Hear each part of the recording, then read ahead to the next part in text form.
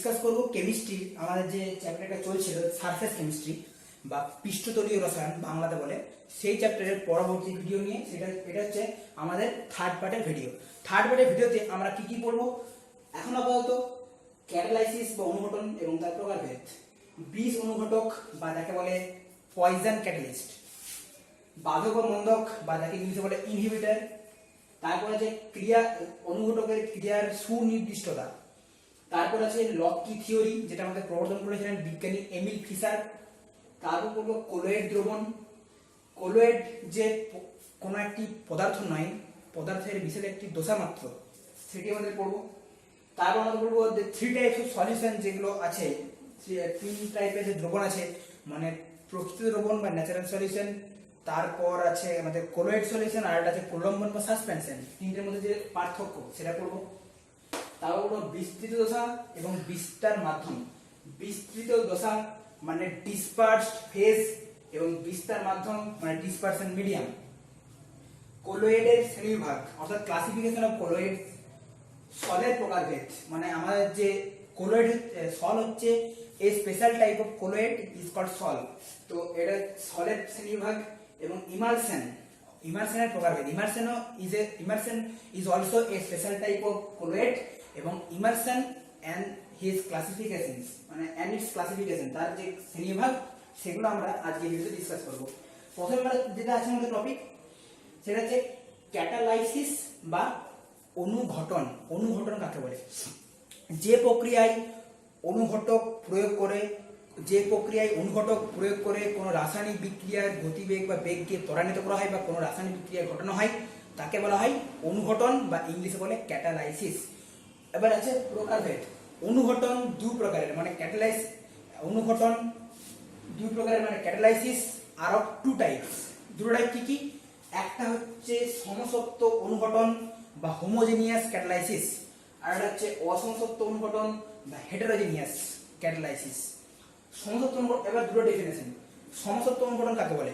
না, যে অনুঘটনে বিক্রিয়াজাত পদার্থ এবং অনুঘটক একই দশায় বা সেম ফেজে থাকে তাকে আমাদের বলে সমসত্ব অনুঘটন। এবং দ্বিতীয়ত যেটা আছে অসমসত্ব অনুঘটন কাকে বলে? না, যে অনুঘটনে বিক্রিয়ক এবং বিক্রিয়াজাত পদার্থ যে দশায় থাকে বা যে ফেজে থাকে, অনুঘটক সেই দশায় না থেকে যদি অন্য কোনো দশায় থাকে তাহলে তাকে আমাদের বলে অসমসত্ব অনুঘটন। দুটোর এক্সাম্পল একটা দেখে পরে আমরা এই জিনিসটাকে বুঝবো। দুটো করে এক্সাম্পল আমরা করবো।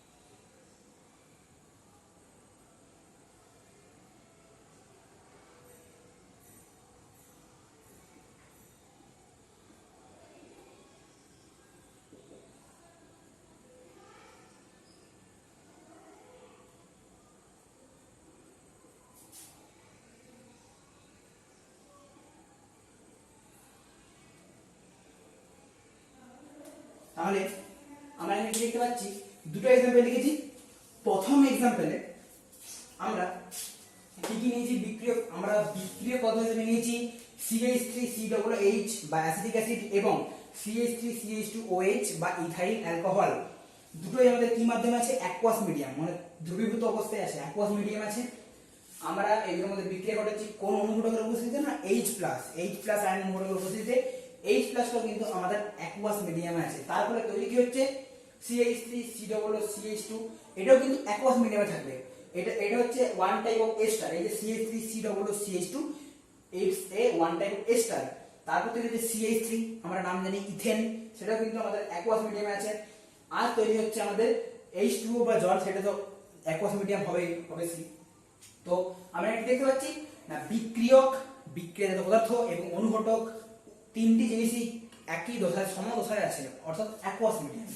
সেকেন্ড এক্সাম্পলে আমরা কি করেছি না, SO2 প্লাস O2 থেকে তৈরি হচ্ছে SO3, যেখানে অনুঘটক ইউজ করছি NO। এখানে SO2 O2 SO3 NO চারটি যে জিনিস আছে, মানে বিক্রিয়ক, বিক্রিয়াজাত পদার্থ এবং অনুঘটক তিনটি আমাদের সমদশায় আছে। এখানে সমদশা কি না, তিনটি জিনিসই আমাদের গ্যাসীয় অবস্থায় বা গ্যাসীয় দশায় আছে। এবং এই যে প্রসেসটা SO2 প্লাস O2 অনুঘটক NO প্রয়োগ করে তৈরি হলো SO3, এই প্রসেসটা একটা স্পেশাল নাম আছে, এটাকে আমাদের বলা হয় লেড চেম্বার প্রসেস। আমাদের এই প্রসেসটা নিয়ে কিছু নেই, কিন্তু এক্সট্রা নলেজের জন্য বলে রাখলাম, এটা হচ্ছে লেড চেম্বার প্রসেস। এরপর অসমসত্ব অনুঘটন, আমরা তো ডেফিনেশন পড়লাম যে কাকে বলে, আমরা দুটো উদাহরণ দিয়ে বুঝবো।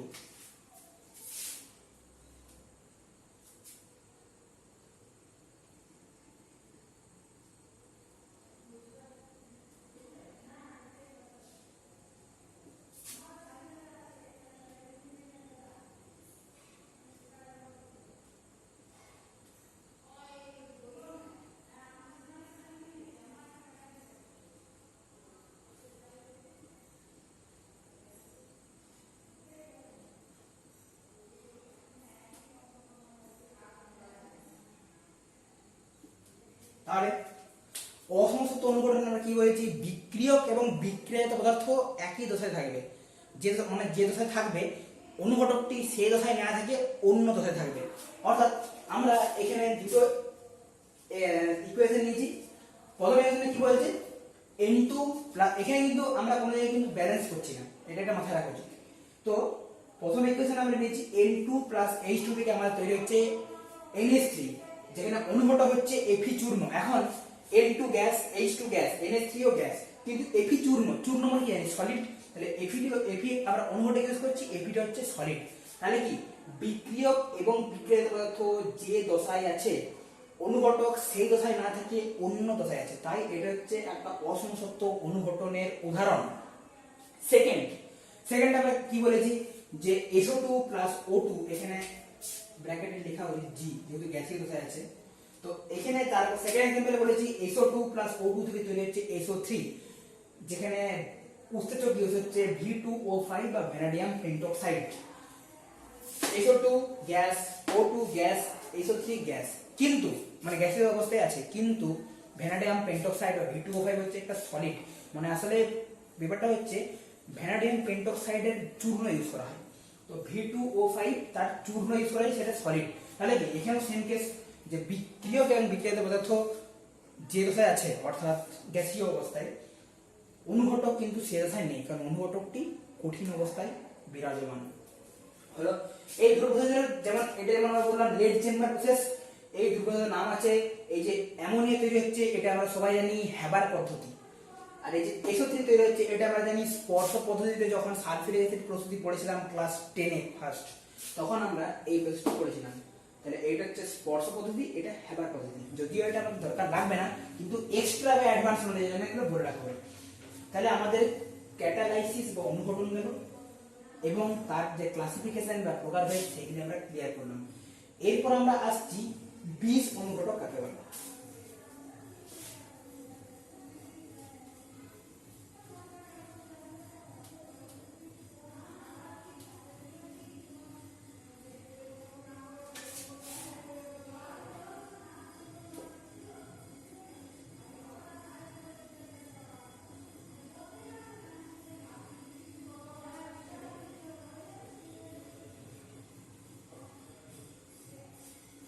আছে বিষ অনুঘটক বা পয়জন ক্যাটালিস্ট। বিষ অনুঘটক কাকে বলে প্রথমে ডেফিনিশন জানবো, তারপর এক্সাম্পল দেবো। বিষ অনুঘটক হচ্ছে যে সকল পদার্থ অনুঘটকের কার্যকারিতা বা ক্রিয়াশীলতাকে নষ্ট করে তাদের বলে বিষ অনুঘটক বা পয়জন ক্যাটালিস্ট। এক্সাম্পল দুটো দেবো।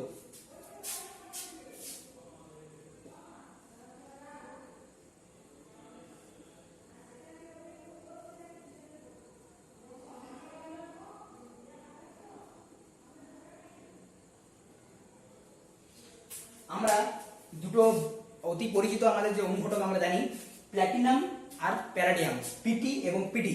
প্ল্যাটিনাম এবং প্যালাডিয়ামের তার জালি আমরা বিভিন্ন পরীক্ষার ক্ষেত্রে ইউজ করেছি।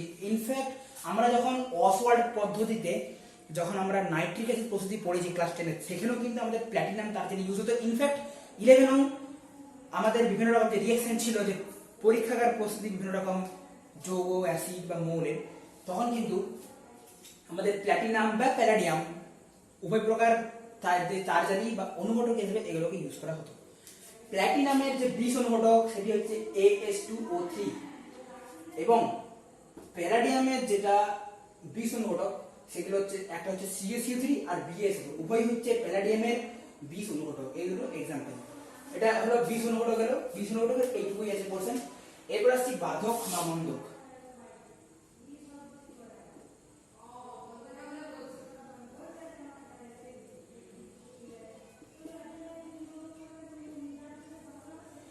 বাধক বা নেক্সট টপিক হচ্ছে বাধক বা মন্দক। বাধক বা মন্দক বা ইংলিশ নাম হচ্ছে ইনহিবিটর, লেখা আছে ইনহিবিটর। ইনহিবিটর বা বাধক বা মন্দক কাকে বলে না, অনুঘটক কি করে? অনুঘটক রাসায়নিক বিক্রিয়ার গতিবেগকে বৃদ্ধি করে বা ত্বরান্বিত করে। বাধক হচ্ছে তার অপোজিট কাজটা করে। মানে বাধক হচ্ছে সেই সকল পদার্থ, অর্থাৎ যে সকল পদার্থ কোনো রাসায়নিক বিক্রিয়ার গতিবেগকে কমিয়ে দেয় বা হ্রাস করে, তাদের বলে বাধক বা মন্দক বা ইনহিবিটর। বাধককে তাই বলা হয় নেগেটিভ ক্যাটালিস্ট বা ঋণাত্মক অনুঘটক, যদিও অনুঘটকের সাথে এর যে স্ট্রাকচার তার ডিফারেন্স কিন্তু অনেকটাই আছে। তাহলে কি বাধক বা মন্দক হচ্ছে যে সকল পদার্থ রাসায়নিক বিক্রিয়ার গতিবেগকে কমিয়ে দেয় বা হ্রাস করে, তাদের বলা হয় বাধক বা মন্দক বা ইনহিবিটর। এরপর আমরা জানবো অনুঘটকের একটা টপিক আছে, যে অনুঘটকের ক্রিয়ার সুনির্দিষ্টতা। মানে কি এই টপিকটার মানে এটার মানেটা কি, যে একটি নির্দিষ্ট রাসায়নিক বিক্রিয়া সংগঠনের জন্য একটি নির্দিষ্ট অনুঘটকই কার্যকরী, এবং অনুঘটক যদি চেঞ্জ করা হয়, অর্থাৎ বিক্রিয়ককে যদি ফিক্স রেখে যদি অনুঘটককে আমরা চেঞ্জ করি বা অন্য অনুঘটক ইউজ করি, তখন কি উৎপন্ন বিক্রিয়াজাত পদার্থটি চেঞ্জ হয়ে যাবে। অর্থাৎ একটি নির্দিষ্ট রাসায়নিক বিক্রিয়া সংগঠন বা সংগঠনের জন্য বা ঘটানোর জন্য এক নির্দিষ্ট অনুঘটকই কার্যকরী। একটা এক্সাম্পলের মাধ্যমে দেখব।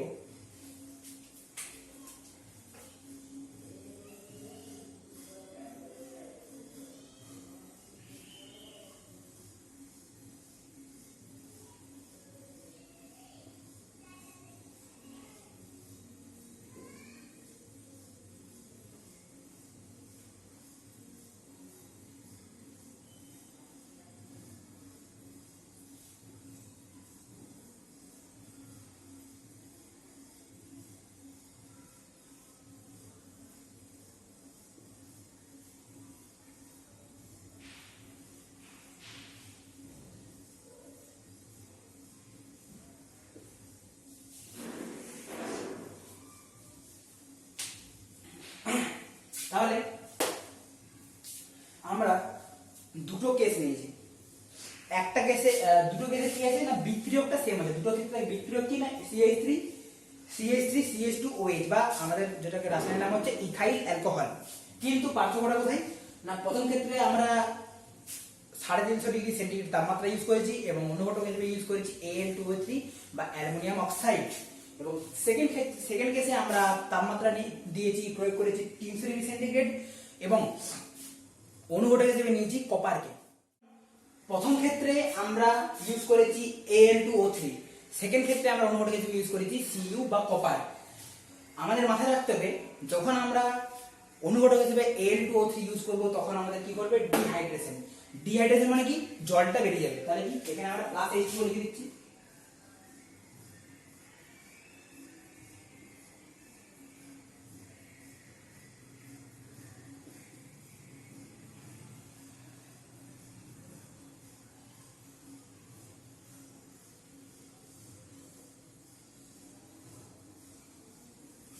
তাহলে আমরা কি এখানে প্লাস H2O লিখে দিলাম। তাহলে এখানে যদি জলটা বেরিয়ে যায়, তাহলে এখান থেকে আমরা H2O মাইনাস করব। এখান থেকে যদি H2O মাইনাস করি, তাহলে এইখান থেকে একটা H একটা O এই জায়গাটাকে আমরা নিয়ে নিলাম, এবং এইখান থেকে যদি আরেকটা H যদি বের করে দিই, তাহলে আমরা ফাইনালি কি করে যাবে,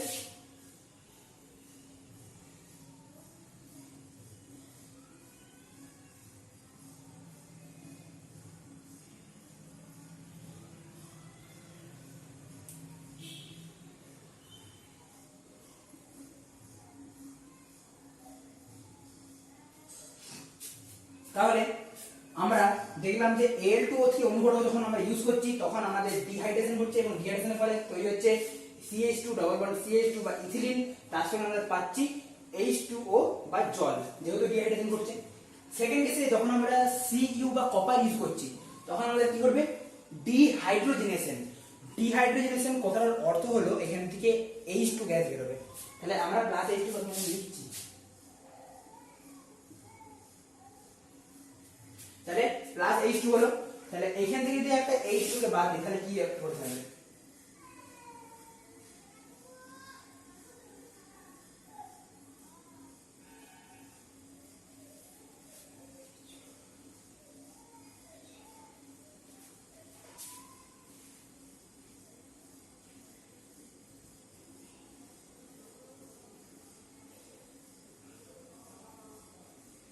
সরি এখানে একটু ভুল লেখা হয়েছিল, এখানে আমি ভুল করে অ্যাসিটিক অ্যাসিড লিখে দিলাম।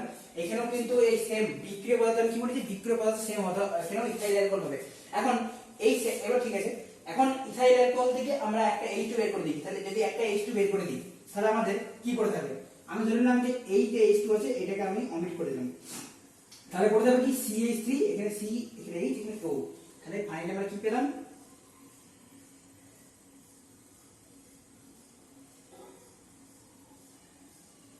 CH3 CHO।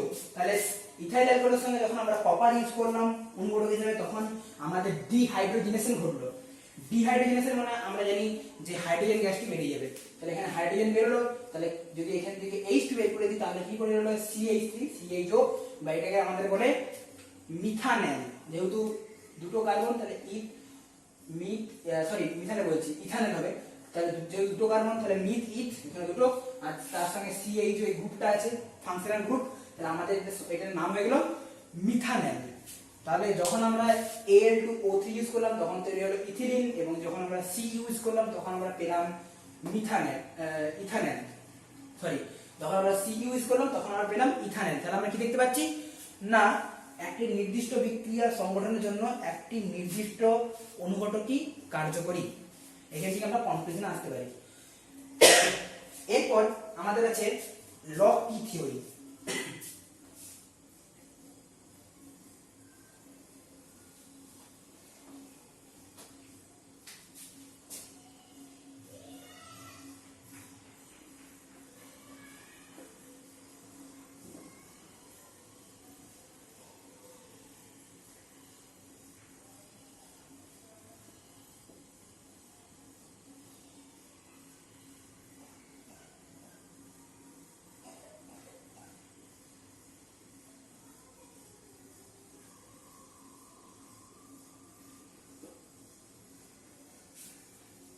তাহলে আমাদের এবার আসছে লক কি থিওরি বা লক কি মতবাদ। প্রবক্তাকে না বিজ্ঞানী এমিল ফিশার। লক কি মতবাদ বলা হচ্ছে, লক কি মতবাদ কার ক্ষেত্রে প্রযোজ্য, সেটা হচ্ছে উৎসেচকের ক্ষেত্রে, তার মধ্যে আমরা গণ্য করব। এখানে কি বলা হচ্ছে না, উৎসেচক যার উপর ক্রিয়া করে, মানে উৎসেচক যে পদার্থের উপর ক্রিয়া করে সেটা আমরা আগেও পড়েছি প্রিভিয়াস ক্লাসে, তাকে বলে সাবস্ট্রেট। লক কি থিওরিতে বলা হচ্ছে যে আমাদের উৎসেচকটাকে গণ্য করা হচ্ছে একটা লক বা তালা হিসাবে, এবং সাবস্ট্রেটটাকে গণ্য করা হচ্ছে কি বা চাবি হিসাবে। এবং তালাতে যখন চাবি লাগে তখন কি তালা খুলে যায়, সেরকম টাইপের ওই একটা তালাতে বা এনজাইমে যখন সাবস্ট্রেটটা এসে পড়ে জড়ো হলো, মানে জমা হলো, তখন ওই এনজাইমের পৃষ্ঠতলের উপর সাবস্ট্রেটটা থেকে আবার নতুন একটা তৈরি হলো পদার্থ, যেটাকে আমরা বলি প্রোডাক্ট, বা আমাদের যে পাওনা যে পদার্থটা সেটা আমরা পেয়ে যাই। কি কোন টাইপের হয় কিছুটা,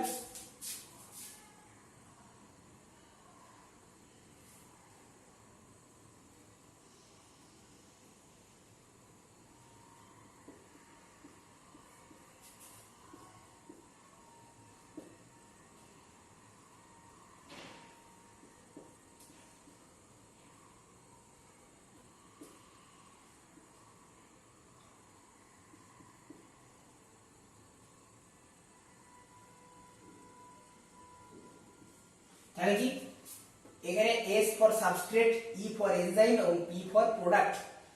প্রথমে সাবস্ট্রেটটির সঙ্গে এনজাইম যুক্ত হচ্ছে, তৈরি হচ্ছে ES। ES টি কিন্তু আমরা বুঝতে পারবো না যে তৈরি হচ্ছে, কিন্তু ES টি কিন্তু তৈরি হয়। ইএসটাকে ওই জন্য বলা হয় অন্তর্বর্তী যৌগ, অর্থাৎ ইএস এর কোনো অস্তিত্ব কিন্তু আমরা বিক্রিয়ার মধ্যে পাবো না, কিন্তু ইএস কিন্তু তৈরি হয়।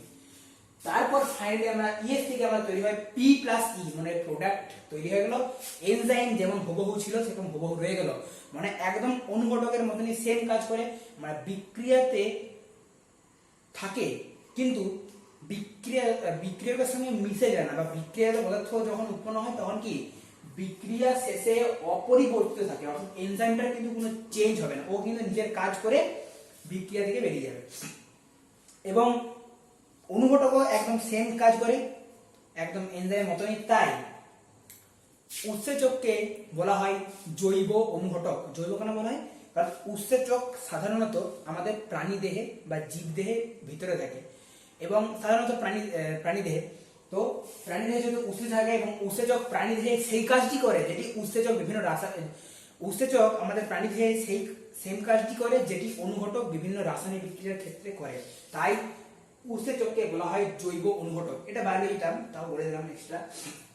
এটা হলো লক্কি থিওরি।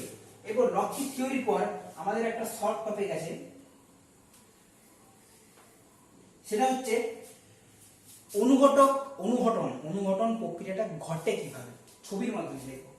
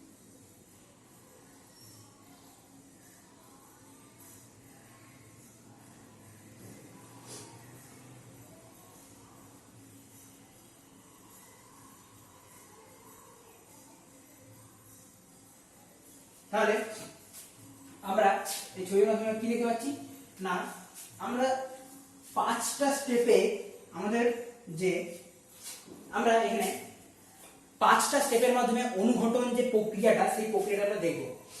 আমরা এখানে ধরে নিচ্ছি যে এ এবং বি দুটো বিক্রিয়ারত পদার্থ। তার আগে একটা ধারণা থাকা উচিত যে আমাদের অনুঘটনের ক্ষেত্রে বিক্রিয়াটা কিরকম করে ঘটে না, অনুঘটকের পৃষ্ঠতলে এসে বিক্রিয় পদার্থগুলি জমা হয় এবং তার ফলে বিক্রিয়াটি ঘটে। ওই জন্যই আমাদের বিভিন্ন ক্ষেত্রে আমরা পড়েছি যে অনুঘটককে বিচূর্ণ অবস্থায় ব্যবহার করার কারণ কি, সেম কারণ। অনুঘটককে যদি বিচূর্ণ অবস্থায় ইউজ করা হয় তাহলে কি অনুঘটকের পৃষ্ঠতলের ক্ষেত্রফল বৃদ্ধি পাবে। অনুঘটকের পৃষ্ঠতলের ক্ষেত্রফল যদি বৃদ্ধি পায় তাহলে কি ওর অধিশোষণ ক্ষমতা বৃদ্ধি পাবে। অনুঘটক কাকে অধিশোষণ করবে না, বিভিন্ন বিক্রিয়ক পদার্থকে। এখন এখানে এই ছবিতে আমরা দেখতে পাচ্ছি এ এবং বি দুটো বিক্রিয়ক পদার্থ। এই যে পাতার মধ্যে রেখেছি এটাকে আমরা ধরে নিচ্ছি অনুঘটক। এটা অনুঘটকের পৃষ্ঠতল। অনুঘটকের পৃষ্ঠতলের কাছাকাছি অধিশনের ফলে এ এবং বি এলো।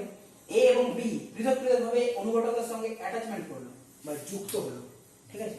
যুক্ত এ এবং বি ইন্ডিভিজুয়ালি অনুঘটকের পৃষ্ঠতলে যুক্ত হওয়ার পর এ এবং বি নিজের মধ্যে বিক্রিয়া করবে, অর্থাৎ অনুঘটকের পৃষ্ঠতলে জমা হয়ে গেছে।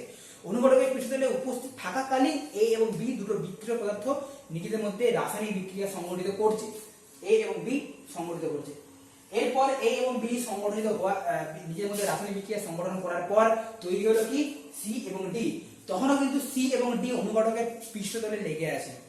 সি এবং ডি যখনই তৈরি হয়ে গেল তারপরে ওরা চাইবে রাসায়নিক বিক্রিয়া কমপ্লিট, অনুঘটকের ভূমিকা কমপ্লিট, অনুঘটকের সঙ্গে বিক্রিয়াজাত পদার্থ সি এবং ডি যে অ্যাটাচমেন্টে ছিল সেটি লাস্ট স্টেপে ছেড়ে গেল, এ সি এবং ডি বাইরে বেরিয়ে গেল। তাহলে কি আমাদের এ ছিল কি এ এবং বি দুটো বিক্রিয়া পদার্থ, আমাদের তৈরি হয়ে গেল কি সি এবং ডি দুটি বিক্রিয়াজাত পদার্থ। এই পুরো প্রসেসটি ঘটলো কোথায় না অনুঘটকের পৃষ্ঠতলে। এটি হচ্ছে অনুঘটন, যেটা আমরা ক্যাটালাইসিস পড়লাম। অনুঘটনের একটা সংক্ষিপ্তসার ছবি। এরপর আমাদের টপিক আছে কোলয়েড। প্রথমে জানবো কোলয়েডের ডেফিনেশন কাকে বলে না। যে দ্রবণে যে যে বিশেষ প্রকার দ্রবণে বিস্তৃত দশার কণাগুলি 10⁻⁻7 থেকে 10⁻⁻5 সেন্টিমিটার ব্যাসের কণারূপে বিস্তার মাধ্যমে বিচরণশীল, সেই বিশেষ প্রকার দ্রবণকে বলা হয় কলোয়েড বা কলোয়েডীয় দ্রবণ, এটাই বলা হয়। আর আমরা কি জানতে পারলাম না, এখন আরেকটা জিনিস জানবো যে কলোয়েডের ক্ষেত্রে আগে জানবো বিস্তৃত দশা কি এবং বিস্তার মাধ্যম কি, যেটা আমি বলেছিলাম। বিস্তৃত দশা কাকে বলে না, যে কোনো পদার্থের যে কণাগুলি বলা যায় যে বিস্তার মাধ্যমে কোনো কলোয়েড দ্রবণের ক্ষেত্রে বিস্তার মাধ্যমে যে কণাগুলি 10⁻⁻7 থেকে 10⁻⁵ সেন্টিমিটার ব্যাস বিশিষ্ট কণারূপে অবস্থান করে তাকে বলে বিস্তৃত দশা, এবং কলোয়েডের ক্ষেত্রে বিস্তৃত দশার কণাগুলি যার মধ্যে অবস্থান করে তাকে বলে বিস্তার মাধ্যম। অর্থাৎ আমরা যদি এরপর আমরা বিভিন্ন রকম, মানে এক কথায় বলা যায় যে বিস্তার মাধ্যম হচ্ছে যার মধ্যে দ্রবীভূত আছে, সেটা হচ্ছে বিস্তার মাধ্যম কলোয়েডের ক্ষেত্রে। এবং বিস্তৃত দশা হচ্ছে বিস্তার মাধ্যমে যে পদার্থটি দ্রবীভূত আছে, মানে অনেকটা সেই দ্রাবক এবং দ্রাবের মতো কেস, কিন্তু সেরকম কিছু নয়। দ্রাবক দ্রাবে কি হয় না, পুরোপুরি মিশ্রিত হয়ে যায়, সেটা হচ্ছে দ্রাবক এবং দ্রাবক কেসে, যেটা আমরা কি বলবো দ্রবণে পড়বো পরবর্তীকালে 12-এ আছে দ্রবণে পড়বো। দ্রবণটা কি আমাদের ওই ক্ষেত্রে কি হয়, ওটা একটা সমসত্ব মিশ্রণ। কিন্তু কলোয়েডের ক্ষেত্রে একটা শর্ট কোশ্চেন খুবই আছে যে কলোয়েড ইহা একটি অসমসত্ব মিশ্রণ, কিন্তু একটা ব্যতিক্রম আছে, দুটি গ্যাসের মধ্যে কিন্তু কখনো কলোয়েড তৈরি হতে পারে না, কারণ দুটি গ্যাসের মিশ্রণ সর্বদা সমসত্ব, তাই দুটি গ্যাসের মধ্যে কখনো কলোয়েড তৈরি হওয়া সম্ভব নয়, এটি একটি পয়েন্ট। এখন কলোয়েডের আন্ডারে আমরা তাহলে এখানে কি বিস্তৃত দশা এবং বিস্তার মাধ্যম, এটা আমরা পড়ে না, এটা করে আইডিয়া দিচ্ছি। এখন কলোয়েড পড়লাম, তাহলে এরপর পড়বো পদার্থের যে কলোয়েড হচ্ছে, এরপর একটা কোশ্চেন আছে যে প্রমাণ করো যে কলোয়েড হচ্ছে পদার্থের একটি বিশেষ দশা মাত্র, কিন্তু নিজে কোনো পদার্থ নয়। কি করে প্রমাণ করো? এখানে আমরা দুটো পদার্থ নিয়ে পরে সেটা টেস্টিং করবো একটু, মানে প্রমাণ করার জন্য।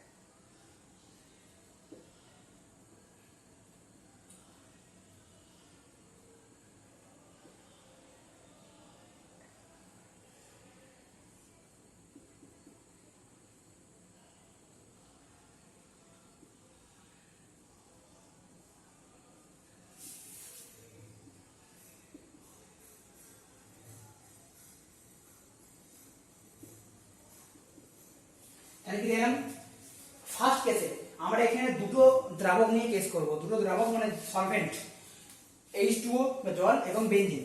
ফার্স্ট কেসে আমরা কাকে দ্রবীভূত করছি, NaCl কে। ফার্স্ট কেসে NaCl কে যখন জলে দ্রবীভূত করা হবে তখন তৈরি হবে ক্রিস্টালয়েড। ক্রিস্টাল কখন গঠিত হয়, যখন দ্রাবকে দ্রবীভূত হয়, অর্থাৎ NaCl যেহেতু জলে দ্রবীভূত হয় তাই তৈরি হয় ক্রিস্টালয়েড, কিন্তু NaCl যেহেতু বেনজিনে দ্রবীভূত হয় না তাই কি তৈরি হচ্ছে আমাদের কলোয়েড দ্রবণ। একইভাবে সালফারকে নেওয়া হলো সেকেন্ড কেসে, সালফারকে আবার যখন জলে দ্রবীভূত করে তখন তৈরি হচ্ছে কলোয়েড, কারণ সালফার জলে অদ্রবীভূত, কিন্তু সালফারকে যখন বেনজিনে দ্রবীভূত করা হচ্ছে তখন সেটি তৈরি করছে ক্রিস্টালয়েড, অর্থাৎ সালফার বেনজিনে দ্রবীভূত হয়। তাহলে কি দেখলাম, দুটো একই দ্রাবক, কিন্তু যখন আমরা NaCl কে নিচ্ছি তখন আমরা বেনজিনের ক্ষেত্রে কলোয়েড পাচ্ছি, কিন্তু যখন সালফারকে নিচ্ছি তখন আমরা জলের ক্ষেত্রে কলোয়েড পাচ্ছি। এখান থেকে আমরা কনক্লুশন টানতে পারি যে কলোয়েড হচ্ছে পদার্থের একটি বিশেষ দশা মাত্র, কিন্তু কোনো পদার্থ নয়, মানে কোনো স্থায়ী পদার্থ নেই এক কথায়। এটা গেল আমাদের এই টপিকটা। এরপর আমরা তিনটে দ্রবণের মধ্যে যে পার্থক্য, মানে প্রকৃত দ্রবণ, কোলয়েড এবং সাসপেনশন বা প্রলম্বন, এর মধ্যে কি কি তুলনা করা যায়, পার্থক্য, সেটা করব।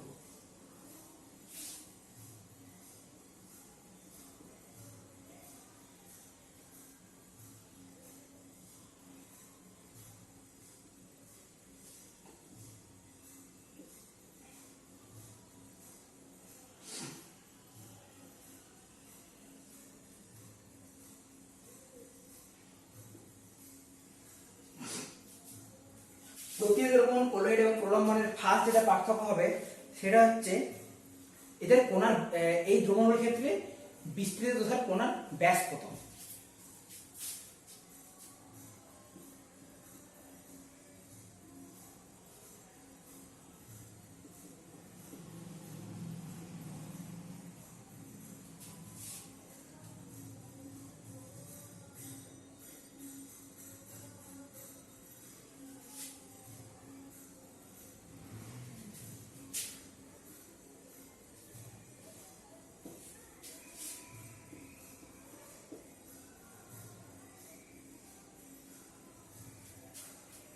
তাহলে প্রথম পার্থক্য হচ্ছে প্রকৃত দ্রবণের ক্ষেত্রে বিস্তৃত দশার কোণার ব্যাস হচ্ছে less than equal to 10⁻⁻8 centimetre, মানে 10⁻8 সেন্টিমিটার থেকেও ছোট বা তার সমান। কোলয়েডের ক্ষেত্রে 10⁻7 থেকে 10⁻5 সেন্টিমিটার, যেটা আমরা আগে একটাকে পড়লাম। প্রলম্বনের ক্ষেত্রে greater than equal to 10⁻4 centimetre. তাহলে কি তাহলে প্রলম্বনের ক্ষেত্রে কোণার ব্যাসটা হচ্ছে 10⁻4 সেন্টিমিটার থেকে বেশি অথবা তার সমান হতে পারে। সেকেন্ড পার্থক্য হচ্ছে, আমরা এখানে বলে দিচ্ছি সেকেন্ড পার্থক্য কি হবে, সেটা হচ্ছে সেকেন্ড পার্থক্য হচ্ছে প্রকৃত দ্রবণের ক্ষেত্রে তার কোণাগুলি কখনো থিতিয়ে পড়ে না, কারণ এটি একটি সমস্ত মিশ্রণ। কোলয়েডের ক্ষেত্রে থিতিয়ে পড়ে না, কিন্তু দীর্ঘক্ষণ যদি কোলয়েডটাকে রাখা হয় একটা জায়গায় স্থিরভাবে, তাহলে কিন্তু কোণাগুলি থিতিয়ে পড়বে। এবং প্রলম্বনের ক্ষেত্রে কিছুক্ষণের মধ্যেই যে কোণাগুলি দ্রবীভূত আছে বা দ্রবীভূত কোণাগুলি থিতিয়ে পড়ে, সেটা হচ্ছে সেকেন্ড পার্থক্য। থার্ড পার্থক্য হচ্ছে প্রকৃত দ্রবণের কোণাগুলি ফিল্টার পেপার এবং পার্চমেন্ট পেপার উভয় প্রকার পেপার ভেদ করে যেতে পারে। প্রকৃত দ্রবণের কোণাগুলি, কোলয়েড দ্রবণের কোণাগুলি ফিল্টার পেপার ভেদ করতে পারে কিন্তু পার্চমেন্ট পেপার পারে না। এবং সাসপেনশন বা প্রলম্বনের কোণাগুলি ফিল্টার বা পার্চমেন্ট পেপার কোনো পেপারই ভেদ করে যেতে পারে না বা পারাপার করতে পারে না। এটা হলো আমাদের আরো দুটো যেটা গুরুত্বপূর্ণ বিষয়, সেটা টিন্ডাল ইফেক্ট এবং ব্রাউনিয়ান মোশন। টিন্ডাল ইফেক্ট শুধুমাত্র মনে রাখতে হবে কোলয়েডের ক্ষেত্রে দেখা যায়, প্রকৃত দ্রবণ বা প্রলম্বনের ক্ষেত্রে নো টিন্ডাল ইফেক্টস। এবং ব্রাউনিয়ান মোশন হলো same case. Brownian motion in the case of colloidal solution, Brownian motion is present, but in the case of natural solution and suspension, both Tyndall effect এবং Brownian motion both are absent. এটা কিন্তু মাথায় রাখতে হবে। তাহলে প্রকৃত দ্রবণ, colloid, প্রলম্বন, তিনটে আমাদের যেটা পার্থক্য সেটা আমাদের হয়ে গেল। এরপর আমাদের কি করব, কোলয়েডের শ্রেণীবিভাগ।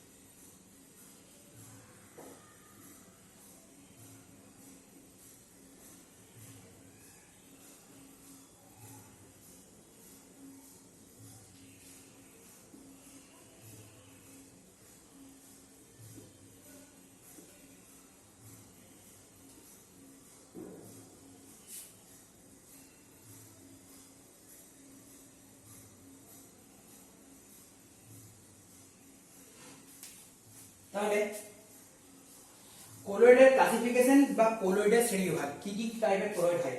প্রথম আমরা যে কোলয়েড আছে সেটা হলো সল বা SOL, সল। সলের ক্ষেত্রে কি হবে না, আর আগে বলেছি যে এই যে কোলয়েডের ক্লাসিফিকেশনটা করা হচ্ছে সেটা কিসের উপর ভিত্তি করে করা হয়? এটা করার ভিত্তি হচ্ছে বিস্তৃত দশা এবং বিস্তার মাধ্যম, এই দুটি বিষয়ের উপর ভিত্তি করে আমাদের এখানে কোলয়েডের শ্রেণীবিভাগ আমরা করব। প্রথম কোলয়েডের শ্রেণীবিভাগ হচ্ছে সল। সল কি হয় না, সলের ক্ষেত্রে প্রত্যেক ক্ষেত্রে আমরা জানবো যে প্রত্যেক প্রকার কোলয়েডের ক্ষেত্রে বিস্তৃত দশাটা কি হয়, বিস্তার মাধ্যমটা কি হয়। সলের ক্ষেত্রে বিস্তৃত দশা হচ্ছে কঠিন বা সলিড।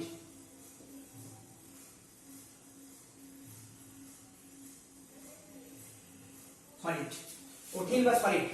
বিস্তার মাধ্যম, বিস্তৃত দশা হচ্ছে সলিড বা কঠিন, বিস্তার মাধ্যম হচ্ছে তরল বা লিকুইড। তাহলে সলের ক্ষেত্রে বিস্তৃত দশা হচ্ছে সলিড, বিস্তার মাধ্যম হচ্ছে লিকুইড। এর ডেফিনিশন কি করে দেবো না, যে প্রকার কোলয়েডের বিস্তৃত দশা কঠিন এবং বিস্তার মাধ্যম তরল তাকে বলা হয় সল। প্রত্যেক ক্ষেত্রে এরকম করে ডেফিনেশন আমরা নিজেরা তৈরি করতে পারবো যদি এই দুটো ক্রাইটেরিয়া বা এই দুটো কন্ডিশন আমার ইনফরমেশন আমার জানা থাকে। সল হলো, সলের প্রকারভেদ আছে। সলের প্রকারভেদটা এখানে নিচ্ছি না, মুখে বলে দিচ্ছি। সল আর 3 টাইপস। প্রথম হচ্ছে হাইড্রোসল। হাইড্রোসল মানে বুঝতে পারছি যে হাইড্রোসল মানে আমরা কি বুঝতে পারছি যে বিস্তৃত দশা হচ্ছে কঠিন এবং বিস্তার মাধ্যমটা হচ্ছে জল। মানে সল মানে বিস্তৃত দশা অলওয়েজ কঠিন বা সলিড হবে, শুধু বিস্তার মাধ্যমটা লিকুইড হবে ঠিকই, কিন্তু দুটো টাইপের লিকুইড হয় সেটা দেখতে হবে। তাহলে প্রথম যেটা আসছি সেটা হচ্ছে হাইড্রোসল। হাইড্রোসল মানে কি বিস্তার মাধ্যম জল। এক্সাম্পল কি হবে, সালফার সল হলো। সেকেন্ড ক্লাসিফিকেশন সলের উদাহরণ হচ্ছে সেটা হচ্ছে বেঞ্জোসল। বেঞ্জোসল, বেঞ্জোসলের যদি বেঞ্জোসল মানে কি হচ্ছে না আমাদের বিস্তার মাধ্যমটা বেঞ্জিন। এক্সাম্পল কি না, বেঞ্জিনে যদি রবার মিক্স করি, বেঞ্জিনে রবার বা পলিস্টাইরিন টাইপের যৌগ, একটা নাম, এটা একটা নাম, কেমিক্যাল নাম পলিস্টাইরিন। মানে বেঞ্জিনে রবার যেটা বলা হয় সেটার অপর নাম হচ্ছে পলিস্টাইরিন টাইপের যৌগ। থার্ড হচ্ছে অ্যালকোসল। অ্যালকোসল মানে কি বিস্তার মাধ্যমটা অ্যালকোহল। যেমন কোন নাইট্রোসেলুলোজ যদি অ্যালকোহলে মেশানো হয়, এটা সাধারণত ইউজ করা হয় সিরাপে। আমরা যে সিরাপগুলো খাই সর্দি কাশিতে, যে সিরাপ খাই বিভিন্ন রোগে, সেই সিরাপে অ্যালকোসল ইউজ করা হয়। তাহলে আমরা সল পড়লাম জিনিসটা কি, এবং সলের তিনটে প্রকারভেদ হাইড্রোসল, বেঞ্জোসল এবং অ্যালকোসল পড়লাম। সলের তাহলে এক্সাম্পল কি হবে, ওখানে যে এক্সাম্পল পেয়েছি সেগুলো একটা একটা এক্সাম্পল, এবং তাছাড়া এক্সাম্পল কি হবে না সলের বিভিন্ন ধাতু, সলের এক্সাম্পলে বিভিন্ন ধাতব সলগুলো পড়বে। যেমন এইউ সল বা গোল্ড সল, এইউ মানে গোল্ড, গোল্ড সল, এজি সল বা সিলভার সল, সালফার সল বা এস সল, FeOH3 হোল 3 সল বা ফেরিক হাইড্রোক্সাইড সল। এগুলো হচ্ছে সলের উদাহরণ। সেকেন্ড কেস,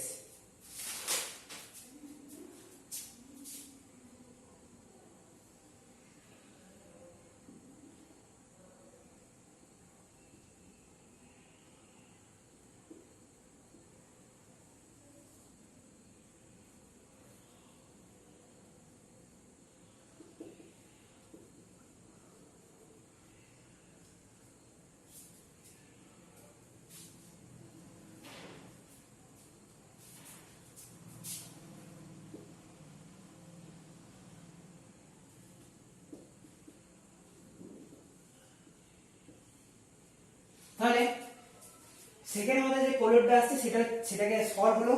এরপর চলে আসছে জেল। জেলের ক্ষেত্রে আমাদের কি তৈরি হচ্ছে না, জেলের ক্ষেত্রে আমাদের তৈরি হবে সেটা হচ্ছে জেলের তৈরি হবে বলছি সরি, প্রথমে জানতে হবে জেলের ক্ষেত্রে বিস্তৃত দশা এবং বিস্তার মাধ্যমটা কি। সলে যেটা ছিল সেটাকে ভাইস ভার্সা করে দাও, মানে চেঞ্জ। তাহলে কি হবে, জেলের ক্ষেত্রে বিস্তৃত দশা হচ্ছে লিকুইড বা তরল এবং বিস্তার মাধ্যম হচ্ছে সলিড বা কঠিন। জেলের এক্সাম্পল কি হবে না পনির, এটা হচ্ছে জেলের এক্সাম্পল।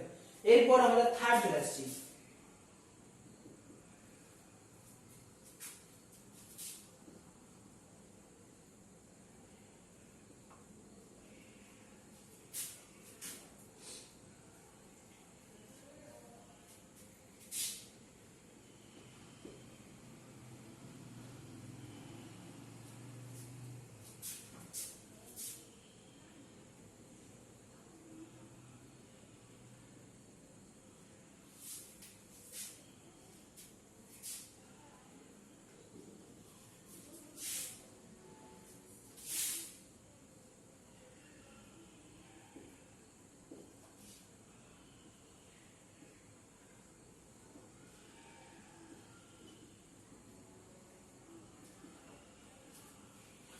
এরোসল, এরোসলের ক্ষেত্রে দুটো ভাগ আছে, একটা হচ্ছে কঠিন এরোসল আর একটা তরল এরোসল। তার আগে এরোসলের যদি ডেফিনেশন হয় তাহলে কি হবে না, যে প্রকার কলোয়েডে বিস্তার মাধ্যমটি সর্বদা গ্যাসীয়, মানে in which type of colloid dispersion medium is always in gaseous state, this it is called aerosol. তাহলে in which type of colloidal solution the dispersion medium is always in gaseous state is called aerosol. ইংলিশটা আমরা বললাম কাজে লাগবে। So এই যে তাহলে বিস্তার মাধ্যম গ্যাসীয় সেটা আমাদের ক্লিয়ার। তাহলে এখান থেকে বুঝতে পারছি কঠিন এরোসল মানে কি, বিস্তার মাধ্যম তো গ্যাসীয় থাকবেই দুটো ক্ষেত্রেই। কঠিন যদি এরোসল হয় তাহলে বিস্তৃত দশা হয়ে যাবে, বিস্তৃত দশা বা ডিসপার্সড ফেজ হয়ে যাবে কঠিন, এবং যদি তরল এরোসল হয় তখন ডিসপার্স ফেজ বা বিস্তৃত দশা হয়ে যাবে আমাদের তরল। এক্সাম্পল দেখবো, কঠিন এরোসল যদি হয়, কঠিন এরোসলের উদাহরণ হচ্ছে ধোঁয়া। ধোঁয়াটা কেন হচ্ছে না, ধোঁয়া কি হয়, ধোঁয়াতে কি মিক্স থাকে, প্রথমত ধোঁয়াতে প্রথমে গ্যাস তো থাকতে বিস্তার মাধ্যম, তার সঙ্গে বিভিন্ন রকম ধূলিকণা মিক্স থাকে, বিভিন্ন রকম ধাতু কণা মিক্স থাকে, তাই ধোঁয়াটা হচ্ছে কঠিন এরোসলের অন্তর্গত। এবং তরল এরোসল কি হবে, তরল এরোসলের উদাহরণ কি হবে, মেঘ, কুয়াশা। মেঘের ক্ষেত্রে কি হয়, মেঘের ক্ষেত্রে গ্যাস থাকে, গ্যাসের মধ্যে কি জল ও কণা থাকে, জলটা কি তরল, তাহলে তরল এরোসলের উদাহরণ হচ্ছে মেঘ। এরপর আমাদের 4 নম্বর যেটা ক্লাসিফিকেশন আমাদের আছে কলোয়েডাল সলিউশনে, সেটা হচ্ছে আমাদের ফোম। ফোমে আমরা যেমন একটু আগে পড়লাম যে এরোসলের ক্ষেত্রে বিস্তার মাধ্যমটা সর্বদা কি হয়, গ্যাসীয় হয়, সেরকম ফোমের এরোসলের ক্ষেত্রে বিস্তার মাধ্যমটা সর্বদা কি হয়, গ্যাসীয় হয়। ফোমের ক্ষেত্রে উল্টোটা, ফোমের ক্ষেত্রে বিস্তৃত দশা বা ডিসপার্সড মিডিয়াম, ডিসপার্স ফেজটা সর্বদা কি হয় না, গ্যাসীয় হয়। এখন ইংলিশ হলে কি হলো না, in which type of colloidal solution the dispersed phase is always in gaseous state is called foam. In which type of colloidal solution the dispersed phase is always gas is called foam. এখন ফোমের দুটো ভাগ আছে, একটা কঠিন foam, একটা তরল foam. বুঝতে পারছি যে দুটো ক্ষেত্রে কি হবে, বিস্তৃত দশা বা ডিসপার্স ফেজটা সেম হবে। পার্থক্যটা কোথায়, বিস্তার মাধ্যমে। তাহলে কি কঠিন এরোসলের ক্ষেত্রে বিস্তার মাধ্যম হবে কঠিন, তরল এরোসলের ক্ষেত্রে বিস্তার মাধ্যম হবে তরল। কঠিন এরোসলের উদাহরণ হচ্ছে কেক বা ঝামা পাথর, ঝামা পাথরকে বলা হয় সিলিকেট জাতীয় যৌগ এক টাইপের। আর তরল যে ফোম, তরল ফোমের উদাহরণ সবথেকে ফেমাস উদাহরণ হচ্ছে সোডা ওয়াটার, আমরা যে কোল্ড ড্রিঙ্কস খাই, কি করে হচ্ছে, তরল ফোমের ক্ষেত্রে কি বিস্তৃত দশা বা বিস্তৃত দশা কি গ্যাস, বিস্তার মাধ্যম কি তরল। আমরা কোল্ড ড্রিঙ্কস খাই, কোল্ড ড্রিঙ্কসে কি হয়, কোল্ড ড্রিঙ্কসে একটা মিষ্টি জাতীয় পানীয় হয় যেটা হচ্ছে তরল, বিস্তার মাধ্যম। তরলের মধ্যে কি মিক্স করে থাকে, একটা গ্যাস, গ্যাসটা কি হয়, গ্যাসটা কোন গ্যাস, কার্বন ডাই অক্সাইড অতিরিক্ত চাপে। তাহলে কি ওটা একটা, আর কোল্ড ড্রিঙ্কস যেটা খাই ওটাকে সোডা ওয়াটার বলে। তাহলে সোডা ওয়াটার হচ্ছে তরল ফোমের একটি ফেমাস উদাহরণ, হলো ফোম গেল। এরপর 5 নম্বর দিই, 5 নম্বর দিই সেটা হচ্ছে ইমালশন।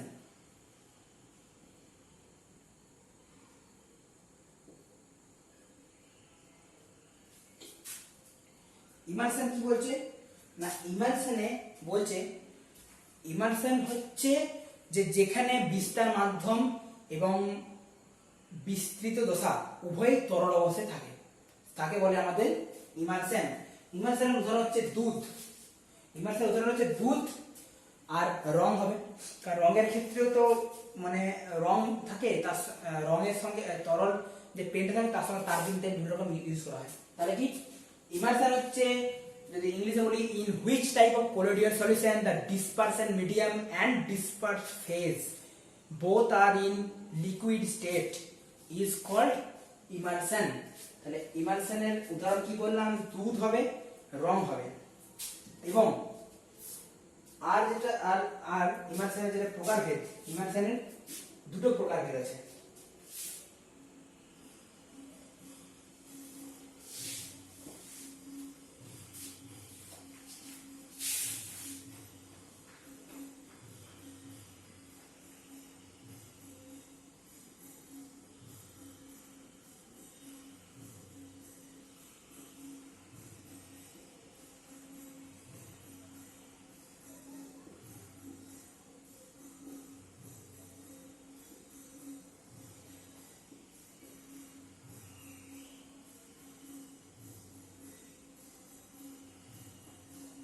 ইমালশনের দুটো প্রকারভেদ।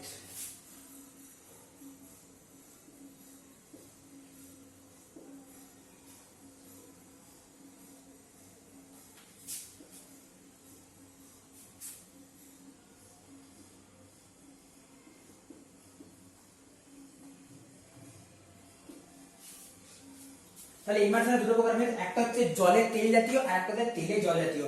জলে তেল জাতীয় মানে হচ্ছে যে ক্ষেত্রে জলে তেলটা মিশ্রিত হয় সেটা হচ্ছে জলে তেল জাতীয়। তাহলে জলে তেল জাতীয় মানে কি, যে প্রকার ইমালশনে বিস্তৃত দশা হচ্ছে তেল, বিস্তার মাধ্যম জল, কাকে বলে জলে তেল জাতীয় ইমালশন। তেলে জল জাতীয় ইমালশন কাকে বলে না, যে প্রকার ইমালশনে বিস্তৃত দশা হচ্ছে জল এবং বিস্তার মাধ্যম হচ্ছে তেল, তাকে আমাদের বলে তেলে জল জাতীয়। উদাহরণ কিন্তু মাস্ট পড়বে যে কোনটা কিসের উদাহরণ, সেটা মনে রাখতে হবে। যে ফার্স্ট যে ইমালশনটা আছে জলে তেল জাতীয়, তার এক্সাম্পল হচ্ছে ভ্যানিশিং ক্রিম এবং দুধ। তেলে জল জাতীয় সেকেন্ড উদাহরণ, সেকেন্ড যে ভাগটা আছে সেকেন্ড ভাগটা, তার তেলে জল জাতীয় উদাহরণ হচ্ছে কোল্ড ক্রিম বা মাখন। আমরা এবার এখানে মনে রাখবো কিভাবে যে কোনটা কিসের মিক্স হয়ে যেতে পারে। আমরা সর্বদা প্রথমে বিবেচনা করব জলে তেল জাতীয়, তারপর বিবেচনা করব তেলে জল জাতীয়। যখন আমরা কোনো ক্রিম লাগাই, যেন কোনো একটা ব্যথার ক্রিম, তখন কি প্রথমে ক্রিমটা আমরা লাগাই, তারপর হঠাৎ করে সেটা আমাদের শরীরের মধ্যে ভ্যানিশ হয়ে যায় বা অদৃশ্য হয়ে যায়, তারপর ও নিজের কাজটা করে, সেই জায়গাটাকে ঠান্ডা করে, না হয় ব্যথাটাকে কমায়।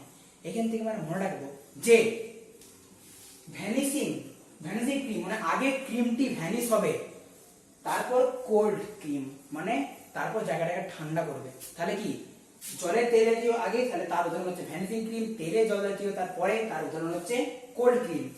এটা যদি না মনে থাকে, এটা তো মনে রাখতে হবে। আরেকটা যেটা হচ্ছে দুধ মাখন। মাখন থেকে কিন্তু দুধ হয় না, দুধ থেকে মাখন হয়। তাহলে কি দুধটা আগে, তাহলে দুধ হচ্ছে জলে তেল জাতীয় উদাহরণ, মাখন তেলে জল জাতীয় উদাহরণ। তাহলে এরকম করে মনে রাখতে হবে যে জলে তেল জাতীয় ইমালশনের উদাহরণ হচ্ছে ভ্যানিশিং ক্রিম এবং দুধ, আবার তেলে জল জাতীয় ইমালশনের উদাহরণ হচ্ছে একটা হচ্ছে কোল্ড ক্রিম আর একটা হচ্ছে মাখন। এটা গেল আমাদের যেটা ইমালশনের প্রকারভেদ। আমাদের যে নেক্সট টপিক আছে সেটা চলে যাচ্ছে। নেক্সট টপিকটা আমরা পরপর লিখে দিচ্ছি কি কি পড়বো। ফার্স্টে পাবো ইমালশনের স্থায়িত্ব, তারপর সেকেন্ড দিকে পাবো ইমালশন কারক জিনিসটা কি, এরপর দ্রাবককে যে বিস্তৃত দশার কণার প্রতি বিস্তার মাধ্যমে যে আসক্তি, তার উপর ভিত্তি করে কলোয়েডের দুটো ভাগ, একটা দ্রাবক আকর্ষী একটা দ্রাবক বিকর্ষী, মানে লায়োফিলিক লায়োফোবিক। তারপর আছে অপলয়ন পদ্ধতি। তারপর মেন কথা হচ্ছে যে কলোয়েড কি করে প্রস্তুত করা যায়, কলোয়েডের প্রস্তুতি। কলোয়েডের কোন প্রকার কলোয়েডের প্রস্তুতি না দ্রাবক বিকর্ষী। তার আন্ডারে আছে অপলয়ন পদ্ধতি, অপলয়ক আছে, ব্রেডিগের আর্ক পদ্ধতি, বিজারণ পদ্ধতি, জারণ পদ্ধতি। এগুলো হচ্ছে পরপর চারটে প্রসেস। তারপর আছে মিসেল জিনিসটা কি, তারপর আছে সিএমসি বা ক্রিটিক্যাল মিসেলাইজেশন কনসেন্ট্রেশন, এটা হচ্ছে সিএমসি আছে, অর্থাৎ সংকট মিশ্রীকরণ গাঢ়ত্ব বা ক্রিটিক্যাল মিসেলাইজেশন কনসেন্ট্রেশন, ক্র্যাপ টি বা ক্র্যাপ উষ্ণতা বা ক্র্যাপ টেম্পারেচার, সারফেক্ট্যান্টস বা পৃষ্ঠতল সক্রিয় পদার্থ এবং তার প্রকারভেদ। অর্থাৎ তিন প্রকার আছে, নেগেটিভ পজিটিভ এবং নন অ্যানায়নিক ক্যাটায়নিক এবং নন আয়োনোজেনিক। প্রথমে আমরা ফার্স্ট টপিক চলে আসছি ইমালশনের স্থায়িত্ব। ইমালশনের স্থায়িত্ব বলছে ইমালশনটা আমরা একটাকে বললাম যে ইমালশনটা বেশিক্ষণ স্থায়ী হয় না। ইমালশন যদি কিছুক্ষণ রাখা হয় তাহলে কি তার ইমালশনের দ্রবণের আন্ডারে যে কণাগুলো আছে সেই কণাগুলো থিতিয়ে পড়ে। কিন্তু সেই ইমালশনটাকে আমরা যদি চাই যে ইমালশনটা স্থায়ী হোক বা স্থায়িত্ব বৃদ্ধি করতে চাই, তখন কি হয় না ইমালশনের বাইরে থেকে তৃতীয় একটি পদার্থ, তৃতীয় পদার্থ কেন না প্রথম পদার্থ দুটো পদার্থ আছে, একটা বিস্তার মাধ্যম একটা বিস্তৃত দশা, মানে ডিসপারশন মিডিয়াম ডিসপার্স ফেজ, এই দুটো অলরেডি আগে থেকে আছে। আমরা থার্ড একটা পদার্থ বাইরে থেকে যুক্ত করব, তার ফলে আমাদের ইমালশনের স্থায়িত্ব বৃদ্ধি পায়। যদি বৃদ্ধি পায় তাহলে সেই তৃতীয় পদার্থ যেটা যুক্ত করলাম সেটাকে বলা হয় ইমালশন কারক বা ইমালসিফাইং এজেন্ট। তাহলে ইমালশন কারক ডেফিনেশন হয় তাহলে কি বলবো না যে পদার্থ দুটি অমিশ্রণীয় তরলকে এক কথায় দ্রবীভূত হতে বা মিশ্রিত হতে সাহায্য করে অথবা কোনো ইমালশনের স্থায়িত্ব বৃদ্ধি করে, তাকে আমরা বলি ইমালশন কারক বা ইমালসিফাইং এজেন্ট। একটা এক্সাম্পল দেবো, জলের সঙ্গে তেল কিন্তু মিশ্রিত হয় না, কিন্তু সেই জলের সঙ্গে তেল মেশানো হলেও সহজে মিশবে না, কিন্তু সেখানে যদি হালকা ডিটারজেন্ট দেওয়া হয় তাহলে জল এবং তেল মিশে যাবে এবং একটা কোলোয়েডিয়াল সলিড বা একটা ইমালশন তৈরি হবে, ওয়ান টাইপ অফ কোলোয়েডিয়াল সলিউশন। তাহলে কি এখানে ডিটারজেন্ট হচ্ছে ইমালসিফাইং এজেন্ট বা ইমালশন কারক, তাহলে এখানে ক্লিয়ার। এরপর আমরা চলে আসছি দ্রাবক আকর্ষী বা লায়োফিলিক এবং দ্রাবক বিকর্ষী কোলয়েড বা লায়োফোবিক কোলয়েড। দ্রাবক আকর্ষী বা লায়োফিলিক কোলয়েড কাকে বলে? দ্রাবক আকর্ষী কোলয়েড যদি কাকে বলে জিজ্ঞাসা করে তাহলে বলতে হবে যে প্রকার কোলয়েডে বিস্তৃত দশার কণাগুলির প্রতি বিস্তার মাধ্যমের একটি আসক্তি কাজ করে, তীব্র আসক্তি কাজ করে, তা সেই প্রকার কোলয়েডকে বলা হয় দ্রাবক আকর্ষী কোলয়েড। এক্সাম্পল কি হবে? গ্লু বা আঠা, প্রোটিন এবং স্টার্চ। গ্লু, প্রোটিন এবং স্টার্চ। এখন বৈশিষ্ট্য, দ্রাবক আকর্ষী কোলয়েডের বৈশিষ্ট্য হচ্ছে যে প্রথম বৈশিষ্ট্য একটা এটা হবে যে দ্রাবক আকর্ষী কোলয়েডে বিস্তৃত দশার কণাগুলির প্রতি বিস্তার মাধ্যমের কণার একটি তীব্র আসক্তি কাজ করে। দ্বিতীয়ত, এই কোলয়েডকে অতি সহজে প্রস্তুত করা যায়। তৃতীয়ত, এই কোলয়েডে মানে কি বল, এই কোলয়েডে তঞ্চন সহজে ঘটে না, সামান্য পরিমাণ কোলয়েডে তঞ্চন ঘটে না ইলেকট্রোলাইট দিয়ে। তৃতীয় ক্ষেত্রে বলা হচ্ছে যে সামান্য পরিমাণ ইলেকট্রোলাইট দিলে এর স্থায়িত্বের কোনো পরিবর্তন ঘটে না, কারণ দ্রাবক আকর্ষী কোলয়েডের স্থায়িত্ব কিন্তু দ্রাবক বিকর্ষী কোলয়েডের তুলনায় অনেক বেশি। এক্ষেত্রে কি না টিন্ডাল ইফেক্ট সুস্পষ্ট নয়। তাহলে কি বললাম না দ্রাবক আকর্ষী কোলয়েডের ক্ষেত্রে টিন্ডাল ইফেক্ট সুস্পষ্ট নয়। এবং আরেকটা যেটা বললাম সেটা হচ্ছে দীর্ঘক্ষণ এই কোলয়েড যেহেতু দ্রাবক আকর্ষী কোলয়েডের স্থায়িত্ব বেশি, তাই এই প্রকার কোলয়েডকে দীর্ঘক্ষণ রাখলেও এর কণাগুলি কিন্তু থিতিয়ে পড়ে না। তাহলে দ্রাবক আকর্ষী কোলয়েডের ডেফিনেশন, এক্সাম্পল এবং ক্যারেক্টারিস্টিক্স বা প্রপার্টিজ বা বৈশিষ্ট্য বা ধর্ম চলে গেল। এবার হচ্ছে দ্রাবক বিকর্ষী কোলয়েড বা লায়োফোবিক কোলয়েড। হোয়াট ইজ লায়োফোবিক কোলয়েড যদি কোশ্চেন করে, বা দ্রাবক বিকর্ষী কোলয়েড কাকে বলে? না, যে প্রকার কোলয়েডে বিস্তৃত দশার কণাগুলির প্রতি বিস্তার মাধ্যমের কণাগুলির একটি কোনো আসক্তি বল কাজ করে না বা কোনো আসক্তি বল ক্রিয়া করে না, সেই বিশেষ প্রকার কোলয়েডকে বলা হয় দ্রাবক বিকর্ষী কোলয়েড। এক্সাম্পল কি হবে? গোল্ড সল বা AU সল, তারপর আছে FeOH3 হোল, FeOH3 সল, FeOH3 সল বা ফেরিক অক্সাইড সল, ফেরিক হাইড্রোক্সাইড সল এবং S সল বা সালফার সল। তাহলে এক্সাম্পল হচ্ছে গোল্ড সল, ফেরিক হাইড্রোক্সাইড সল এবং সালফার সল। বৈশিষ্ট্য, দ্রাবক আকর্ষী কোলয়েডের যা যা বৈশিষ্ট্য আছে তার ঠিক অপোজিট বৈশিষ্ট্যগুলো হচ্ছে দ্রাবক বিকর্ষী কোলয়েডের। তাহলে দ্রাবক বিকর্ষী কোলয়েডের বৈশিষ্ট্য হবে, প্রথম বৈশিষ্ট্য হচ্ছে যেটা ডেফিনেশন আছে, দ্রাবক বিকর্ষী কোলয়েডের ক্ষেত্রে বিস্তৃত দশার কণাগুলির প্রতি বিস্তার মাধ্যমে কণার কোনো আসক্তি কাজ করে না। তৃতীয়ত, এক্ষেত্রে টিন্ডাল ইফেক্ট সুস্পষ্টভাবে দেখা যায়। তৃতীয় হচ্ছে দ্রাবক বিকর্ষী কোলয়েডকে সহজে প্রস্তুত করা যায় না যেহেতু স্থায়িত্বটা কম। তাহলে তারপরে চলে আসছে যে দ্রাবক বিকর্ষী কোলয়েডের স্থায়িত্ব অনেক কম। 5 নম্বর হচ্ছে দ্রাবক বিকর্ষী কোলয়েডে সামান্য পরিমাণ ইলেকট্রোলাইটস বা তড়িৎ বিশ্লেষক পদার্থ যোগ করলে এর তঞ্চন ঘটে এবং এর নিচে থিতিয়ে পড়ে, এটা হলো কেস। আর আরেকটা যেটা আসতে 6 নম্বর হতেই পারে যে এই দ্রাবক বিকর্ষী কোলয়েড কিছুক্ষণ রাখলেই এর কণাগুলির নিচে থিতিয়ে পড়ে। দ্রাবক আকর্ষী, দ্রাবক বিকর্ষী কোলয়েডের দুটোরই ডেফিনেশন, এক্সাম্পল এবং প্রপার্টিজ আমরা দেখলাম। এরপর আমরা পড়ব কোলয়েডের প্রস্তুতি। এবার আমরা তো দেখলাম যে দু টাইপের কোলয়েড আমরা পেলাম, একটা দ্রাবক আকর্ষী, একটা দ্রাবক বিকর্ষী। দুটোর বৈশিষ্ট্য যখন পড়েছি তখন একটা জিনিস পড়েছি যে দ্রাবক আকর্ষী কোলয়েডের প্রস্তুতি মানে কি সহজে প্রস্তুত করা যায়, কিন্তু দ্রাবক বিকর্ষী কোলয়েডকে সহজে প্রস্তুত করা যায় না। তাহলে এই ক্ষেত্রে আমরা কার প্রস্তুতি পড়বো? না দ্রাবক বিকর্ষী কোলয়েডের। এখন আমাদের এখানে 4টি প্রসেস আছে। প্রথম প্রসেস অপলয়ন বা পেপটাইজেশন, ইংলিশে বলে পেপটাইজেশন। অপলয়ন পদ্ধতিতে প্রথমে জানবো অপলয়ন পদ্ধতিতে কোরাটা কি হয়। না, অপলয়ন পদ্ধতিতে কি করা হয় না, একটা দ্রাবক বিকর্ষী কোলয়েড আছে, সেখানে একটা বাইরে থেকে একটা পদার্থ যোগ করা হয় যাকে বলা হয় অপলয়ক বা পেপটাইজিং এজেন্ট। সেই বাইরে থেকে পদার্থ যুক্ত করার ফলে সে ওই বাইরে থেকে যুক্ত করা যে এক্সট্রা যে থার্ড যে কণাটি আছে সেই কণাটি কি ওই যে দ্রাবক বিকর্ষী কোলয়েডের যে কণাগুলি সেই কণাগুলিকে ভেঙে পড়ে আরো ক্ষুদ্র ক্ষুদ্র আকারে পরিণত করে, তাদের ব্যাসগুলো ছোট করে দেয় এবং তারা তখন কোলয়েড গঠন করতে সক্ষম হয়। তাহলে দ্রাবক বিকর্ষী কোলয়েডগুলি এইভাবে প্রস্তুত করা হয়। এখন কি করে করা হয় না দেখবো যে আমি বললাম যে FeOH, আমরা দ্রাবক বিকৃতি ক্লোরাইডের एग्जांपल পড়েছি FeOH হোল 3 সল, মানে ফেরিক হাইড্রোক্সাইডের সলটা হচ্ছে দ্রাবক বিকৃতি ক্লোরাইড। কিভাবে তৈরি করব না, FeOH3 যে প্রথমে FeOH3 কে জল দিয়ে ধৌত করা হলো, জল দিয়ে ধৌত করার পর FeOH3 এর সঙ্গে জল মেশানো হলো, যদি ছবি আঁকি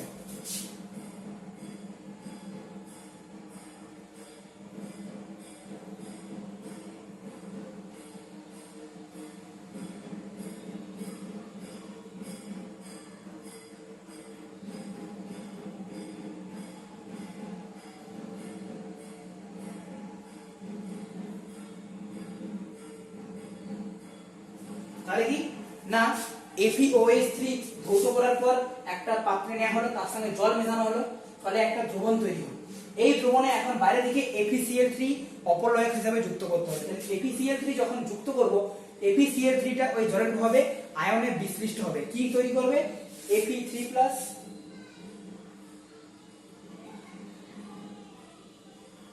তাহলে FeCl3 আয়নে বিশ্লিষ্ট হয়ে তৈরি করবে Fe3+ এবং Cl-। এখন Cl- এখানে কোনো কাজ নেই, তাহলে Cl- টাকে আমি অমিট করে দিলাম। এখানে কাজ হচ্ছে Fe3+ এর।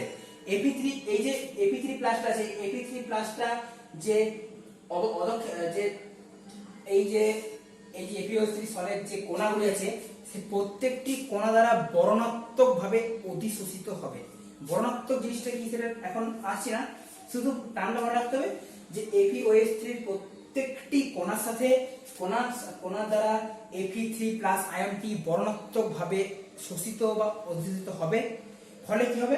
প্রত্যেকটি কণা +3 একক চার্জ সম্পন্ন, +3 একক চার্জের অধিকারী হলো, কারণ Fe3+ আছে, তাহলে 3+, তাহলে প্রত্যেকটি অধক্ষেপের প্রত্যেকটি কণা, এই যে অধক্ষেপের আছে, অধক্ষেপের প্রত্যেকটি কণা +3 একক ধনাত্মক চার্জ দ্বারা আহিত হলো।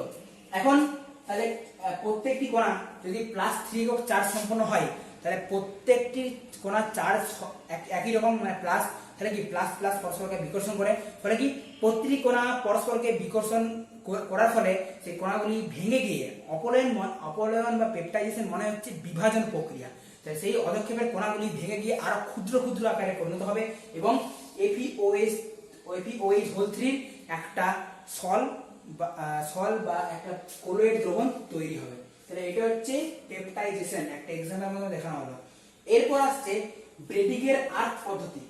ব্রেডিকের আর্ক পদ্ধতিতে প্রথম একটা ইনফরমেশন যেটা আমাদের জানতে হবে, সেটা হচ্ছে ব্রেডিকের আর্ক পদ্ধতির সাহায্যে সাধারণত যে সকল ধাতব সল আছে তাদেরকে প্রস্তুত করা হয়। ধাতব সল মানে কি রকম না, Au সল বা গোল্ড সল এবং Pt সল বা প্ল্যাটিনাম সল।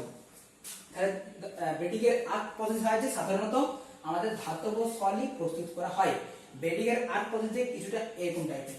কিরকম টাইপের হয় না, একটা বড় বিকার নেওয়া হলো, স্টেপ বাই স্টেপ। প্রথমে একটি বড় বিকার নেওয়া হলো, বড় বিকারটিতে বরফ পূর্ণ করা হয়, এই যে লেখা আছে আইস।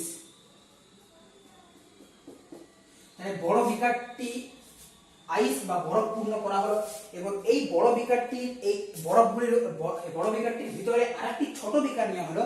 ছোট বিকারে কি কি নেওয়া হলো? KOH এবং H2O, মানে পটাশিয়াম হাইড্রোক্সাইড এবং জল নেওয়া হলো মিশ্রিত অবস্থায়। বড় বিকারে নেওয়া হলো বরফ, তার ভিতরে একটা ছোট বিকার, ছোট পাত্রে নেওয়া হলো, ছোট বিকার বা পাত্রে নেওয়া হলো জল এবং পটাশিয়াম হাইড্রোক্সাইড। এরপর এখানে দুটি তড়িৎদ্বার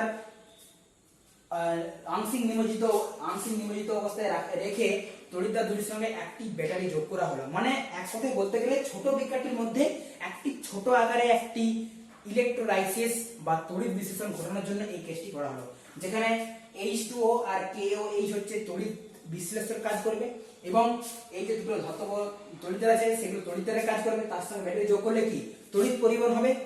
তড়িৎ পরিবহন হলে কি হবে? এই যে ধাতব যে দুটো দণ্ড আছে, দুটো ধাতব দণ্ড থেকে বিভিন্ন রকম ধাতব আয়নগুলো নির্গত হবে। ধাতব আয়নগুলো নির্গত হয়ে পরে এই যখন বাইরে এরকম এরিয়ায় যাবে, তখন কি হবে? এই বরফের সংস্পর্শে এসে পরে ধাতব আয়নগুলো ওখানে ঘনীভূত হয়ে পড়ে ওখানে অবস্থান করবে। ফলে কি ব্রেডিকের তার ফলে কি হবে? ওই ধাতব আয়নগুলি দ্বারা একটি ধাতব সল তৈরি হবে। অর্থাৎ এখানে বলতে পারি এই যে দুটো তড়িৎদ্বার আছে, এই দুটো তড়িৎদ্বার আমরা কি ইউজ করতে পারি? যে ধাতু, মানে অর্থাৎ এই দুটি তড়িৎদ্বারে আমরা যে ধাতুর ধাতব সল আমরা প্রস্তুত করতে চাইছি, আমাদের যেটা নিড বা নেসেসিটি, সেই ধাতুর তৈরি তড়িৎদ্বারই এই দুটো তড়িৎদ্বার হিসেবে ইউজ করতে হবে। মানে এই দুটো তড়িৎদ্বারে সেই ধাতু ইউজ করতে হবে যার ক্লোরাইড দ্রবণটা বা যার সলটা আমরা তৈরি করতে চাইছি। ফলে অর্থাৎ এই দুটো তড়িৎদ্বারে আমরা কি ইউজ করতে পারি, AU বা সোনা ইউজ করতে পারি অথবা প্ল্যাটিনাম ইউজ করতে পারি। তাহলে এটা হচ্ছে ব্রেডিগের। আর কোলয়েডের প্রস্তুতিকরণে আরো দুটো যে প্রক্রিয়া আছে, একটা হচ্ছে বিজারণ পদ্ধতি আর একটা হচ্ছে জারণ পদ্ধতি। ওই দুটো আমরা পড়বো। বিজারণ পদ্ধতি দুটোরই একটা করে ইকুয়েশন, এটা শর্ট, শুধু ইকুয়েশনগুলো মুখস্থ রাখতে হবে, আর কিছু নেই বেশি কিছু, তাহলে একসঙ্গে লিখে দিচ্ছি। বিজারণ পদ্ধতিতে আমরা তৈরি করছি AU সল, জারণ পদ্ধতিতে আমরা তৈরি করছি S সল বা সালফার সল। আমরা কি করছি AuCl3 তার সঙ্গে HCO তার সঙ্গে H2 মিশিয়ে পরে আমরা পাচ্ছি AU সল। এগুলো তো বাই প্রোডাক্ট, এগুলো দরকার নেই। এখানে বিজারণটা কোথায় করছে সেই জিনিসটা দেখাতে হবে। AuCl3 তে AU এর জারণ সংখ্যা হচ্ছে +3, AU সলে AU এর জারণ সংখ্যা 0। তাহলে কি +3 থেকে 0 মানে জারণ সংখ্যাটা কমছে। জারণ সংখ্যা কমা মানে আমরা কি রিডাকশন, মানে কি বিজারণ পদ্ধতি। তাহলে এটা হলো বিজারণ পদ্ধতি। জারণ পদ্ধতিতে আমরা কি করছি H2S Br2 থেকে আমরা পাচ্ছি S সল HBr। H2S এ সালফার জারণ সংখ্যা হচ্ছে -2, S সলে সালফার জারণ সংখ্যা 0। তাহলে কি -2 থেকে 0 যাচ্ছে, মানে কি +2 একক বেড়েছে। জারণ সংখ্যা বৃদ্ধি মানে কি অক্সিডেশন বা জারণ, অক্সিডেশন, তাহলে জারণ পদ্ধতি। তাহলে এটা হলো বিজারণ পদ্ধতি। তাহলে এটা হলো বিজারণ পদ্ধতি থেকে কোলয়েড প্রস্তুতি, এটা হলো জারণ পদ্ধতির সাহায্যে কোলয়েড প্রস্তুতি। এটা গেল। তাহলে এটা আমাদের এটা চারটে কমপ্লিট। মিশেল, প্রথমে আমরা মিশেলের ডেফিনেশন জানবো। মিশেলের ডেফিনেশন কি বলছে না, দীর্ঘ হাইড্রোকার্বন শৃঙ্খলযুক্ত ফ্যাটি অ্যাসিডের সোডিয়াম বা পটাশিয়াম লবণকে জলে দ্রবীভূত করলে একটি নির্দিষ্ট গাঢ়ত্বের ঊর্ধ্বে এদের হাইড্রোকার্বন অংশ বা অধ্রুবীয় অংশ গোলকের কেন্দ্রে এবং COO মাইনাস অংশ গোলকের পরিধির দিকে COO মাইনাস অংশ বা ধ্রুবীয় অংশ গোলকের পরিধির দিকে বিন্যস্ত থাকে। এর ফলে প্রাপ্ত সিস্টেমকে বলা হয় মিশেল। মিশেল, এবার আমরা জানবো মিশেলের ডেফিনেশন। মিশেলের কি জিনিস সেটা পরে বুঝবো, একটু পরে বলছি। তার আগে জানতে হবে যে মিশেল গঠনকারী পদার্থের উদাহরণ যদি দেয় তাহলে আমরা কি লিখব।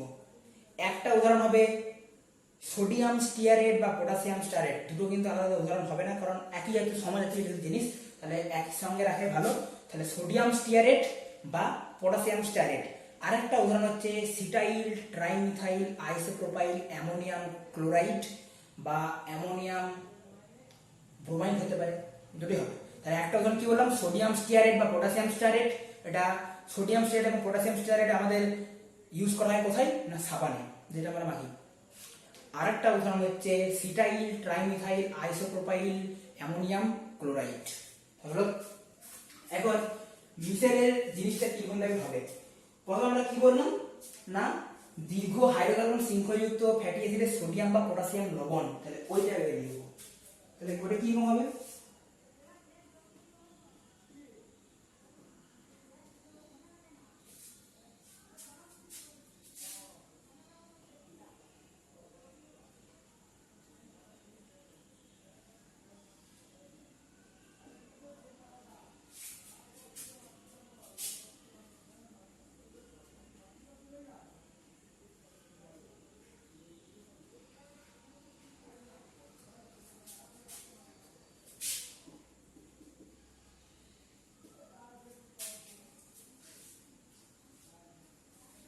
তাহলে কি হলো না,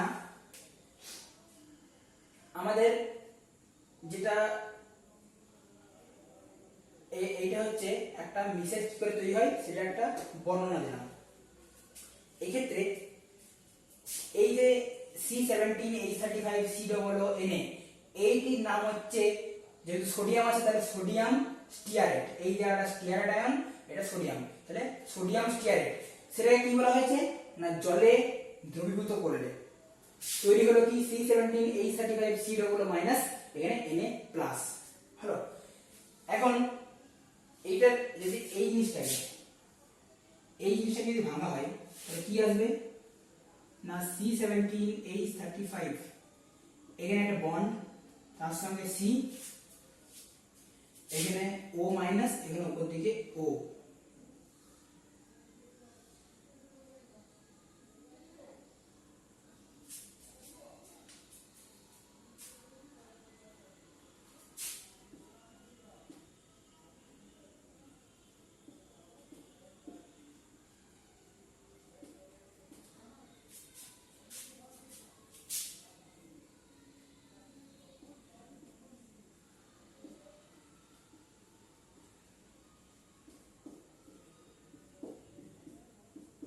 তাহলে কি সোডিয়াম সিলেট ছিল, সেটাকে জলে দ্রবীভূত করে বিশিষ্ট করলে পাওয়া গেল C17H35 মাইনাস একটা আয়ন, আর একটা হচ্ছে Na+ আয়ন।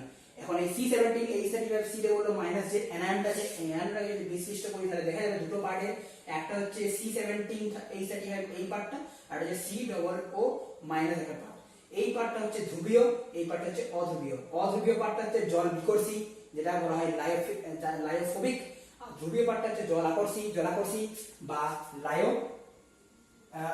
এটা লায়োফোবিক, এটা লায়োফিলিক বা জল আকর্ষী। এখন এটা স্ট্রাকচারটা কিরকম হয় না, আমরা আগে বলেছি যে গোলকের কেন্দ্র ধরে একটা গোলক আঁকবো,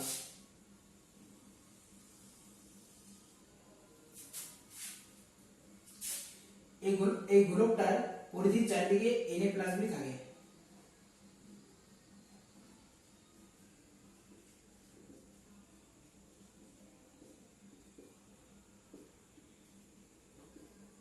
এখন Na+ গুলি এই কেন্দ্রের দিকে একটা বল অনুভব করে।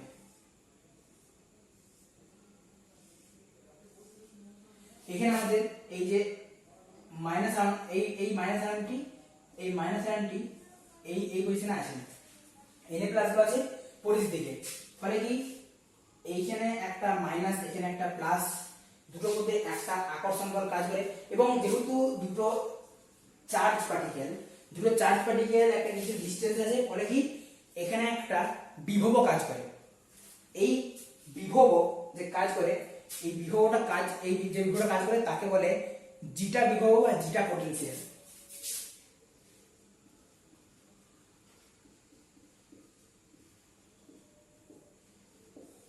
তাহলে এখানে গোলকের মধ্যে যে বিভব কাজ করে তাকে বলে জিটা পটেনশিয়াল।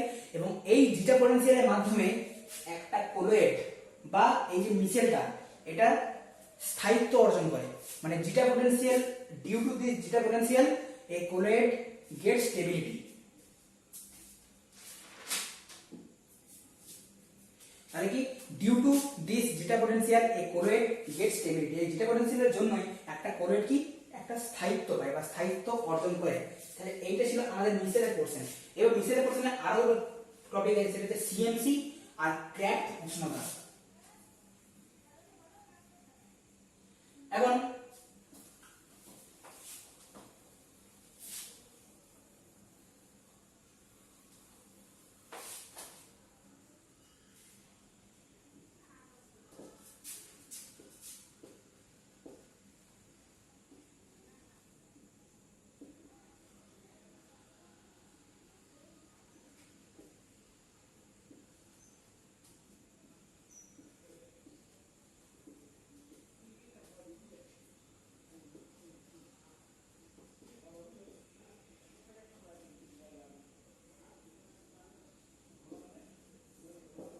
এখন প্রথম টপিক হচ্ছে সিএমসি বা আমাদের সিএমসি বাংলাতে বলে সংকট মিশেলীকরণ গাঢ়ত্ব, ইংলিশে বলে ক্রিটিক্যাল মিশেলাইজেশন কনসেন্ট্রেশন। এখন সিএমসি জিনিসটি কি? সিএমসি হচ্ছে মিশেল গঠনকারী পদার্থ এক নির্দিষ্ট গাঢ়ত্বের ঊর্ধ্বে মিশেল গঠন করতে পারে। তাহলে কি মিশেল গঠনকারী পদার্থ একটি সর্বনিম্ন গাঢ়ত্ব আছে যার ঊর্ধ্বে থাকলে সেটি মিশেল গঠন করতে পারে, সেই সর্বনিম্ন গাঢ়ত্বটাকে বলা হয় সিএমসি বা সংকট মিশেলীকরণ গাঢ়ত্ব। এবং একটি পদার্থ যদি ওই গাঢ়ত্বের ঊর্ধ্বে থাকে তবেই সেটি মিশেল গঠন করতে পারবে। সেকেন্ড টপিক হচ্ছে ক্র্যাফট উষ্ণতা। ক্র্যাফট উষ্ণতা হচ্ছে যে উষ্ণতার ঊর্ধ্বে একটি মিশেল গঠনকারী পদার্থ মিশেলটি গঠন করতে পারে। মানে যে উষ্ণতার ঊর্ধ্বে একটি পদার্থ মিশেল গঠন করতে পারে তাকে বলে ক্র্যাফট উষ্ণতা বা ক্র্যাফট টেম্পারেচার। এবং ক্র্যাফট উষ্ণতার ঊর্ধ্বে হলে সেটি ক্র্যাফট উষ্ণতার ঊর্ধ্বে হলে সেটি হয় কলয়েড দ্রবণ, ক্র্যাফট উষ্ণতার নিচে হলে সেটি হয় প্রকৃত দ্রবণ। মানে যদি ছবি আঁকি মনে হবে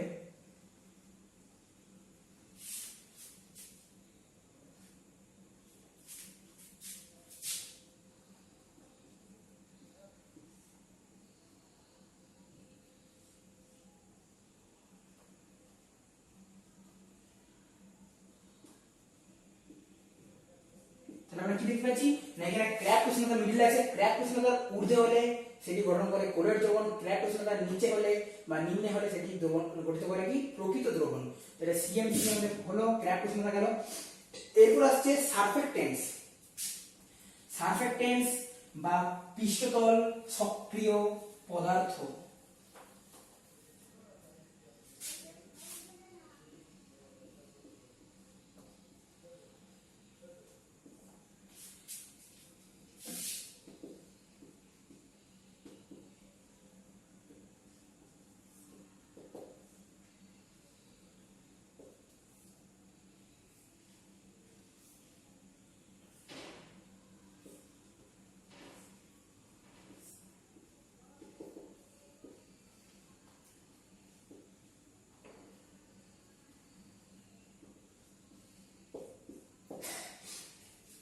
তাহলে আমরা এখানে কি করব না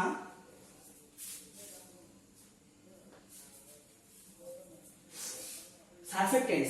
সারফেক্টেন্স ইংলিশে বলে পৃষ্ঠতল সক্রিয় পদার্থ। প্রথমে যে জানবো ডেফিনেশন কি। সারফেক্টেন্স বা পৃষ্ঠতল সক্রিয় পদার্থের ডেফিনেশন বলি যা বলা হচ্ছে যে সকল পদার্থ দুটি অমিশ্রণীয় তরলের যদি সারফেক্টেন্স বলা হয় তাহলে হবে না যে সকল পদার্থের উপস্থিতিতে দুটি অমিশ্রণীয় তরলের আন্তঃপৃষ্ঠটান কমে গিয়ে তারা পরস্পর মিশ্রিত হয়। তাহলে যে সকল পদার্থের উপস্থিতিতে দুটি অমিশ্রণীয় তরলের আন্তঃপৃষ্ঠটান কমে গিয়ে তারা পরস্পর মিশ্রিত হয় তাদের বলা হয় পৃষ্ঠতল সক্রিয় পদার্থ বা surfactants. Surfactants they are three types such as one হচ্ছে অ্যানায়নিক, টু হচ্ছে ক্যাটায়নিক, থার্ড হচ্ছে নন আয়োনোজেনিক। অ্যানায়নিক যদি সারফেক্টেন্সের एग्जांपल বলে তাহলে एग्जांपल হচ্ছে সোডিয়াম স্টিয়ারেট।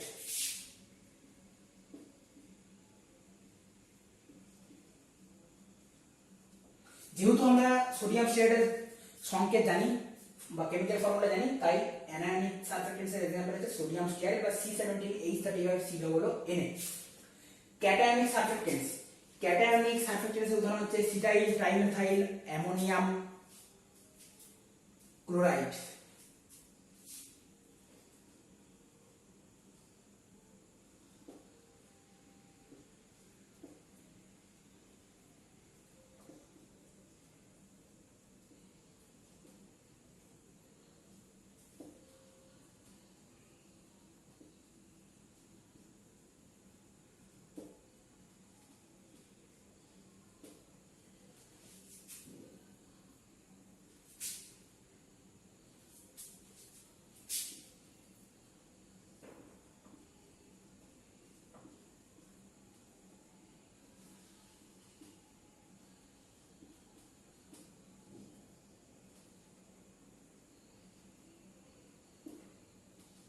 তাহলে কি অ্যানায়নিকের एग्जांपल হচ্ছে সোডিয়াম স্টিয়ারেট, ক্যাটায়নিকের एग्जांपल হচ্ছে cetyl trimethyl ammonium chloride, non আয়োনিকের एग्जांपल হচ্ছে নন আয়োনিক কোনগুলো না অ্যালকিল পলিইথিলিন অক্সাইড টাইপের কম্পাউন্ড বা যৌগ।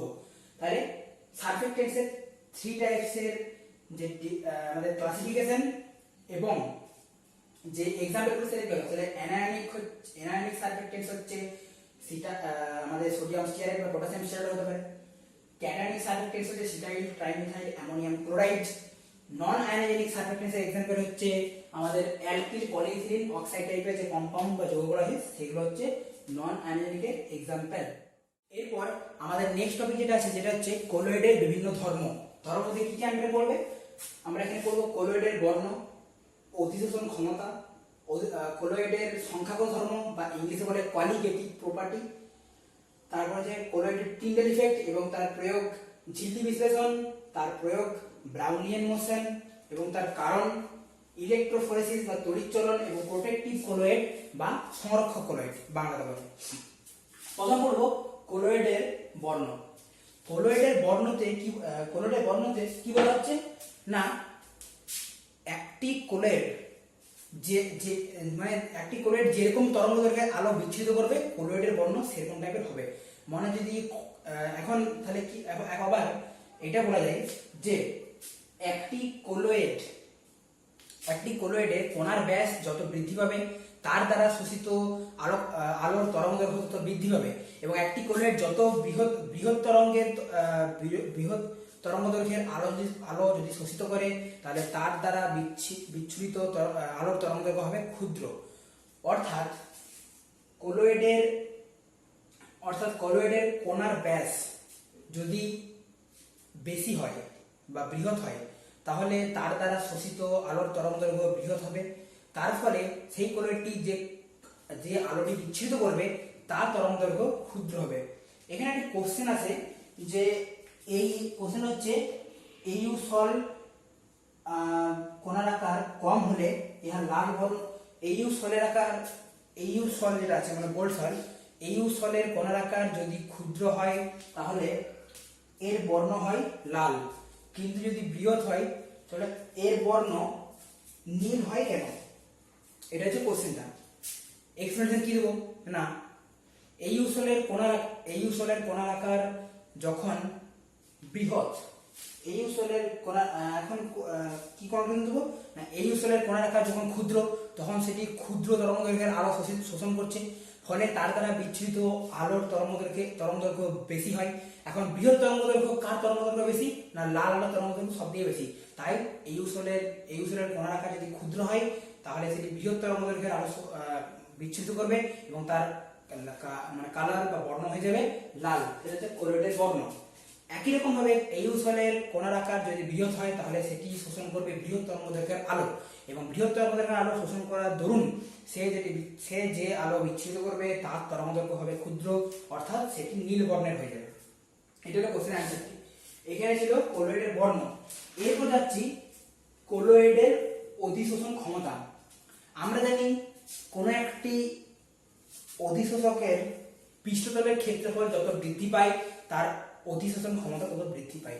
কলয়েডের পৃষ্ঠতলের ক্ষেত্রফল বেশি হওয়ার দরুন কলয়েডের অধিশোষণ ক্ষমতাও বেশি।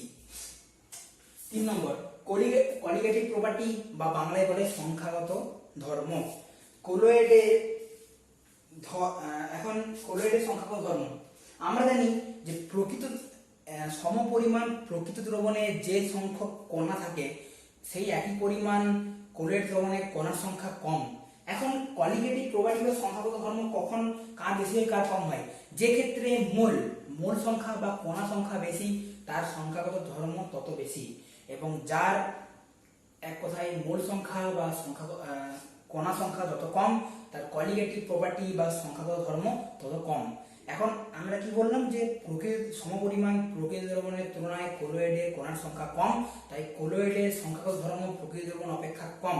এখানে একটি কোশ্চেন আছে, কোশ্চেনটি হচ্ছে যে একই আয়তনের NaCl দ্রবণ এবং স্টার্চ দ্রবণের মধ্যে, একই আয়তনের NaCl দ্রবণ এবং স্টার্চ দ্রবণের মধ্যে অভিস্রবণ চাপ কার বেশি? এখন তার আগে জানতে হবে যে অভিস্রবণ চাপটা কি করে ডিনোট করব। সংখ্যাগত ধর্মের মধ্যে কি কি পড়ে, সংখ্যাগত ধর্ম কোনগুলি, আমরা দ্রবণ চ্যাপ্টারে এটি নিয়ে বিস্তারিত পড়বো। এখন জানা রাখা উচিত সংখ্যাগত ধর্ম হচ্ছে 3টি। একটা হচ্ছে স্ফুটনাঙ্কের উন্নয়ন, 2 নম্বর হচ্ছে হিমাঙ্কের অবনমন, থার্ড হচ্ছে অভিস্রবণ চাপ। এখানে আমাদের অভিস্রবণ চাপ কোশ্চেনে আছে। এখন বলে যে NaCl দ্রবণ মানে একই আয়তনের NaCl দ্রবণ এবং স্টার্চ দ্রবণের মধ্যে কার অভিস্রবণ চাপ বেশি। NaCl দ্রবণ আমরা জানি কি, NaCl দ্রবণ হচ্ছে প্রকৃত দ্রবণ, NaCl দ্রবণ হচ্ছে প্রকৃত দ্রবণ এবং স্টার্চ দ্রবণ হচ্ছে কলয়েড দ্রবণ। আমরা জানি একই আয়তনের প্রকৃত দ্রবণ অপেক্ষা কলয়েড দ্রবণের সংখ্যাগত ধর্ম কম, তাই NaCl দ্রবণের সংখ্যাগত ধর্ম বেশি হওয়ায় NaCl দ্রবণের অভিস্রবণ চাপটাও স্টার্চ দ্রবণ অপেক্ষা বেশি হবে। এটা হলো আমাদের কনক্লুশন। এরপর আমাদের আছে টিন্ডেল এফেক্ট বা টিন্ডেল প্রভাব। টিন্ডেল এফেক্ট কি বলছে, যে কোনো কলয়েড দ্রবণের মধ্যে যদি আলোক রশ্মি চালনা করা হয়, তাহলে সেই আলোক রশ্মির পথকে পার্শ্ব দিয়ে দৃশ্যমান টিন্ডেল এফেক্ট কি বলছে না, কোনো কলয়েড দ্রবণের মধ্যে দিয়ে যদি আলোক রশ্মি চালনা করা হয়, তবে এর দ্বারা বিচ্ছুরিত আলোর কলয়েড দ্রবণ দ্বারা বিচ্ছুরিত আলোর গতিপথকে পার্শ্ব থেকে দৃশ্যমান হয়, মানে পার্শ্ব থেকে দেখা যাবে, দৃশ্যমান হয়। এই ঘটনাকে বলা হয় টিন্ডেল ইফেক্ট বা টিন্ডেল প্রভাব। টিন্ডাল, এবার একটা মাঝে লেখা ভুলে গেছি, যেটা হচ্ছে টিন্ডাল এফেক্টের শর্ত। টিন্ডাল এফেক্টের শর্ত কি? টিন্ডাল এফেক্টের শর্ত হচ্ছে, টিন্ডাল এফেক্ট ঘটার জন্য কোলয়েড দ্রবণের কণার ব্যাস আলোর তরঙ্গদৈর্ঘ্য থেকে ক্ষুদ্র হতে হবে। তাহলে কি, টিন্ডাল এফেক্ট প্রদর্শনের জন্য কোলয়েড কণার ব্যাস আলোর তরঙ্গদৈর্ঘ্য অপেক্ষা ক্ষুদ্র হতে হবে। দ্বিতীয়ত, টিন্ডাল এফেক্ট প্রদর্শনের জন্য কোলয়েডের বিশেষতা বিস্তারের মাধ্যমে প্রদর্শনের পার্থক্য। প্রথম শর্ত কি বললাম না, টিন্ডাল এফেক্ট প্রদর্শনের জন্য কোলয়েড কণার ব্যাস আলোর তরঙ্গদৈর্ঘ্য অপেক্ষা ক্ষুদ্র হতে হবে। দ্বিতীয় কন্ডিশন হচ্ছে কোলয়েডের বিস্তৃত দশা এবং বিস্তার মাধ্যমে প্রতিসরাঙ্কের পার্থক্য বেশি হতে হবে। তাদের প্রতিসরাঙ্কের পার্থক্য যত বেশি হবে, টিন্ডাল এফেক্ট তত সুস্পষ্ট হবে। এরপর হচ্ছে টিন্ডাল এফেক্টের প্রয়োগটা আমরা এখানে একটু দেখব।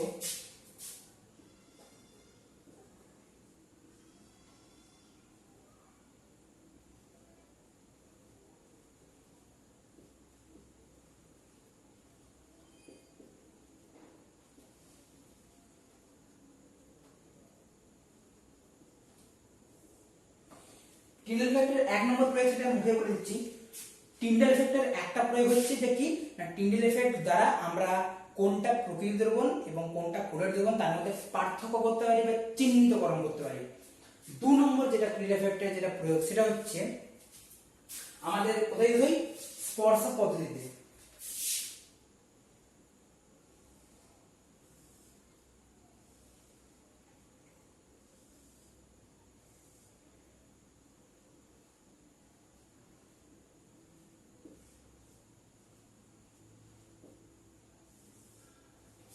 এখন স্পর্শ পদ্ধতিতে আমরা জানি যে H2SO4 বা সালফিউরিক অ্যাসিড প্রস্তুত করা হয়।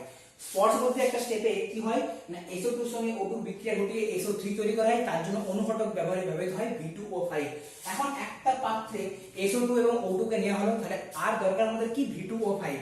বলছে এই পাত্রটিতে যদি কোনো জায়গায় ধূলিকণা থাকে এবং ধূলিকণা যখন থাকাকালীন যদি আমরা V2O5 চালানো করি, তাহলে কি আমাদের হয়তো SO3 প্রস্তুত করা হয়ে গেল, কিন্তু ওই ধূলিকণার প্রভাবে V2O5 নিজের কার্যকারিতা হারাবে। ফলে V2O5টাকে, এই যে V2O5 অনুঘটকটা আছে, তাকে আমরা পুনরায় ব্যবহারের যোগ্য হতে পাবো না। তাই বলছে এই বিক্রিয়া পাত্রে যেখানে SO2 এবং O2 কে রাখা হয়েছে, এই বিক্রিয়া পাত্রে কোনো জায়গায় ধূলিকণা আছে কিনা সেটা জানার জন্য এখানে লাইট পাঠানো হয়। লাইট পাঠানোর ফলে কি, এখানে টিন্ডাল ইফেক্ট শো করে। টিন্ডাল ইফেক্টের ওই লাইট পাঠানোর মাধ্যমে যে টিন্ডাল ইফেক্ট শো করে, তার মাধ্যমে আমরা বুঝতে পারি যে এই বিক্রিয়া পাত্রে কোনো জায়গায় ধূলিকণা আছে কিনা। যদি ধূলিকণা না থাকে, তাহলে V2O5 আমরা নিরাপদভাবে চালনা করতে পারি। কিন্তু যদি ধূলিকণা থাকে, তাহলে প্রথমে সেই বিক্রিয়া পাত্রটিকে পুরোপুরি পরিষ্কার করে ধূলিকণা মুক্ত করতে হয়, তারপর SO2 এবং O2 সঙ্গে V2O5 যোগ করে আমরা SO3 তৈরি করি। এটা হচ্ছে টিন্ডাল এফেক্টের দুটো প্রয়োগ। এরপর আসছি ঝিল্লি বিশ্লেষণ। ঝিল্লি বিশ্লেষণ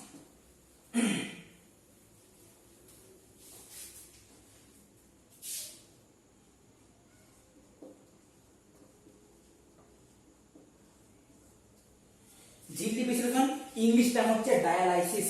ঝিল্লি বিশ্লেষণ হচ্ছে যে প্রক্রিয়ায় সেলোফেন, এখানে দুটো পেপার ব্যবহার করা হয়, একটা হচ্ছে সেলোফেন, একটা পার্চমেন্ট পেপার। তাহলে ঝিল্লি বিশ্লেষণ হচ্ছে যে প্রক্রিয়ায় সেলোফেন বা পার্চমেন্ট পেপার ব্যবহারের মাধ্যমে প্রকৃত দ্রবণ থেকে কোলয়েড দ্রবণকে পৃথক করা হয়, মানে দুটো দ্রবণকে পৃথকীকরণ করা হয়, সেই প্রসেস বা সেই প্রক্রিয়াকে বলা হয় ঝিল্লি বিশ্লেষণ। আর এই যে ব্যবহৃত সেলোফেন বা পার্চমেন্ট পেপার, সেটাকে আমাদের বলা হয় ঝিল্লি বিশ্লেষণ। মানে যার সাহায্যে ঝিল্লি বিশ্লেষণ প্রক্রিয়াটা করা হয় বা সংগঠন করা হয়, তাকে বলে ঝিল্লি বিশ্লেষক। একটা পপুলার ঝিল্লি বিশ্লেষকের নাম হচ্ছে জিলেটিন।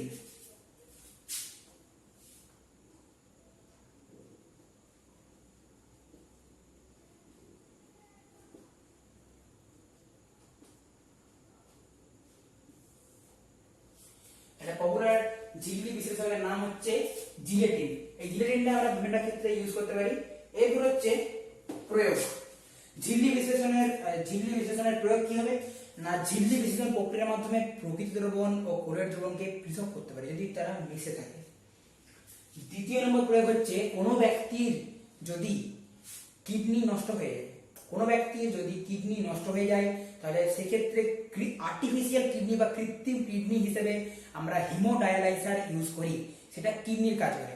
কিডনির কাজ কি? কিডনি আমাদের রক্ত এবং মূত্রকে পৃথক করে।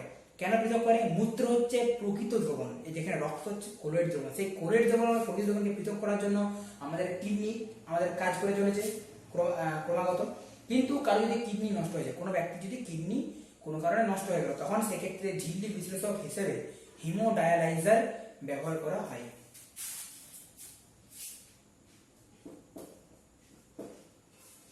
এরপর আমাদের আছে ব্রাউনিয়ান মোশন।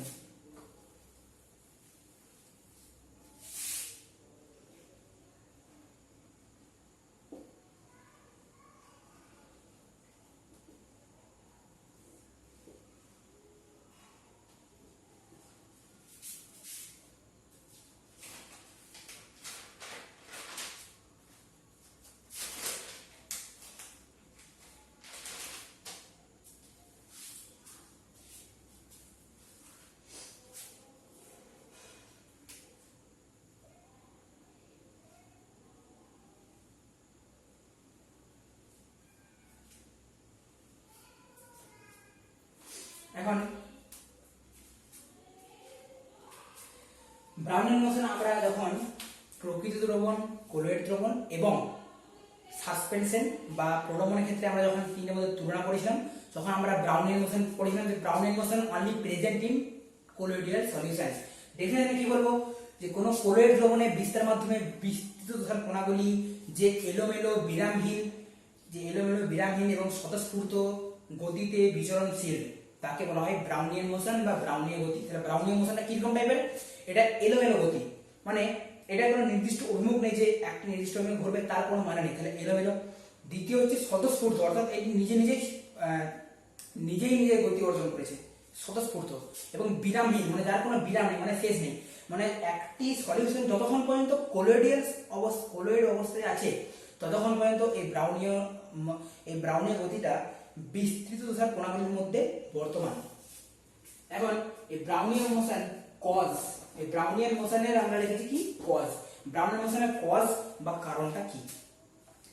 ব্রাউনিয়ান মোশনের যদি কারণ খুঁজতে যাই, তাহলে আমরা কি পাবো না, ব্রাউনিয়ান মোশনের কারণ বলছে যে একটি কোলয়েড দ্রবণে বিস্তৃত দশা বা ডিসপার্সড ফেজ এবং বিস্তার মাধ্যম বা ডিসপারশন মিডিয়াম, এই ডিসপার্স ফেজ এবং ডিসপারশন মিডিয়ামের কণাগুলির মধ্যে অসম সংঘাত যদি ঘটে, মানে অসম সংঘাতের ফলে আমাদের ব্রাউনিয়ান মোশনের সৃষ্টি হয়। এটা হচ্ছে ব্রাউনিয়ান মোশনের কারণ, 1 নম্বরের কোশ্চেন।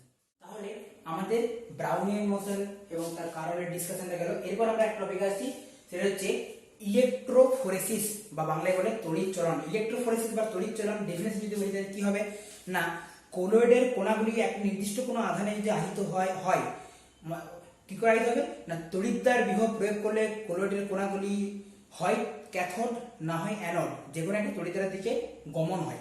কোলয়েডের কণাগুলি তড়িৎদ্বার বিভব প্রয়োগ করলে কোলয়েডের কণাগুলি ক্যাথোড অথবা অ্যানোড যে কোনো একটি তড়িৎদ্বারের দিকে গমন হয় বা তাদের গমন ঘটে। এই ঘটনাকে বলা হয় ইলেকট্রোফোরেসিস বা তড়িৎচলন। এখন ইলেকট্রোফোরেসিস আর 2 টাইপস, ক্যাটাফোরেসিস, অ্যানাফোরেসিস। ক্যাটাফোরেসিস হচ্ছে কোলয়েডের কণাগুলি যদি ধনাত্মক আধানগ্রস্ত হয়, তবে তাদের গমন হয় ক্যাথোড তড়িৎদ্বারের দিকে, তখন তাকে বলে ক্যাটাফোরেসিস। এবং কোলয়েডের কণাগুলি যদি ঋণাত্মক তড়িৎগ্রস্ত হয়, তখন তাদের গমন ঘটে অ্যানোড তড়িৎদ্বারের দিকে, তখন সেই ঘটনাকে বলে অ্যানাফোরেসিস। এখন ক্যাটাফোরেসিস প্রদর্শনকারী কোলয়েডের উদাহরণ হচ্ছে, একটা হচ্ছে AgOH3 সল বা ফেরিক হাইড্রোক্সাইড সল, আর একটা হচ্ছে Ag সল। আবার অ্যানাফোরেসিস প্রদর্শনকারী কোলয়েডের উদাহরণ হচ্ছে AS2S3 সল, আর এটা হচ্ছে Agi সল। এখানে আমরা দেখতে পাচ্ছি এখান থেকে আমরা আয়নটাকে নিচ্ছি Ag+, এখানে আয়ন নিচ্ছি I-। Ag+ যেহেতু ধনাত্মক আধান, তাহলে ধনাত্মককে আকর্ষণ করবে ঋণাত্মক। আমরা জানি ক্যাথোড হচ্ছে ঋণাত্মক তড়িৎদ্বার, তাই সেটি যাচ্ছে ক্যাথোড তড়িৎদ্বারের দিকে। একইভাবে I- আয়নটি আছে মাইনাস, তাহলে আকর্ষণ করবে যে কোনো একটি পজিটিভ আয়ন, পজিটিভ তড়িৎদ্বারকে অ্যানোড, তাহলে সেটা যাবে অ্যানোডের দিকে, মানে অ্যানাফোরেসিস। তাহলে আমাদের ক্যাটাফোরেসিস গেল, অ্যানাফোরেসিস গেল। মাঝে একটা টপিক আমার লেখা হয়নি, সেটা হচ্ছে কোলয়েডের স্থায়িত্ব। একটা কোলয়েড স্থায়িত্ব লাভ করে, কিন্তু সেই স্থায়িত্ব লাভের পেছনে কিছু কারণ আছে। প্রথমত একটি কোলয়েড কখন স্থায়িত্ব লাভ করে? একটি কোলয়েডের সব কণাগুলি ধরে নিলাম যে কোনো একটি আধান দ্বারা আহিত, হয় পজিটিভ না হয় নেগেটিভ। এখন আমরা জানি সম আধান পরস্পরকে বিকর্ষণ করে, ফলে কি কোলয়েডের প্রত্যেকটি কণা যদি একই এরকম আধানে আহিত হয় তাহলে কি প্রত্যেকটি কণা পরস্পরকে বিকর্ষণ করবে, এবং যদি বিকর্ষণ করে তাহলে কি তারা একটা গতি লাভ করে, তারা কি পরস্পর থেকে দূরে সরতে যাবে, ফলে কি তাদের মধ্যে একটা গতি কাজ করবে, যে গতিটাকে আমরা একটু আগে পড়লাম ব্রাউনিয়ান মোশন। এবং এই গতিটার জন্য সেই কোলয়েডের কণাগুলি কখনো থিতিয়ে পড়বে না নিচে, এবং থিতিয়ে না পড়লে কি কোলয়েডটা স্থায়িত্ব লাভ করবে। এখন আমরা দু প্রকারের কোলয়েড সম্পর্কে একটু আগে পড়লাম, সেটা একটা হচ্ছে দ্রাবক আকর্ষী আর একটা হচ্ছে দ্রাবক বিকর্ষী। দ্রাবক বিকর্ষী কোলয়েডের আমরা জানি স্থায়িত্বটা কম। সো দ্রাবক বিকর্ষী কোলয়েডের স্থায়িত্বের মাত্র একটি কারণ, সেটি হচ্ছে এই কোলয়েড কণার আধান অর্জন। কিন্তু দ্রাবক আকর্ষী কোলয়েডের স্থায়িত্বের কারণ দুটি। দ্রাবক আকর্ষী কোলয়েডের স্থায়িত্বের কারণ এক নম্বর তো এটা আছে যে কোলয়েড কণার আধান অর্জন। সেকেন্ড কারণ হচ্ছে বিস্তার মাধ্যমের কণা দ্বারা বিস্তৃত মাধ্যমের কণার দ্রাবকায়ন। এটা হচ্ছে সেকেন্ড রিজন। তাহলে সেকেন্ড রিজনে কি না, বিস্তার মাধ্যমের কণা দ্বারা বিস্তৃত কণার দ্রাবকায়ন।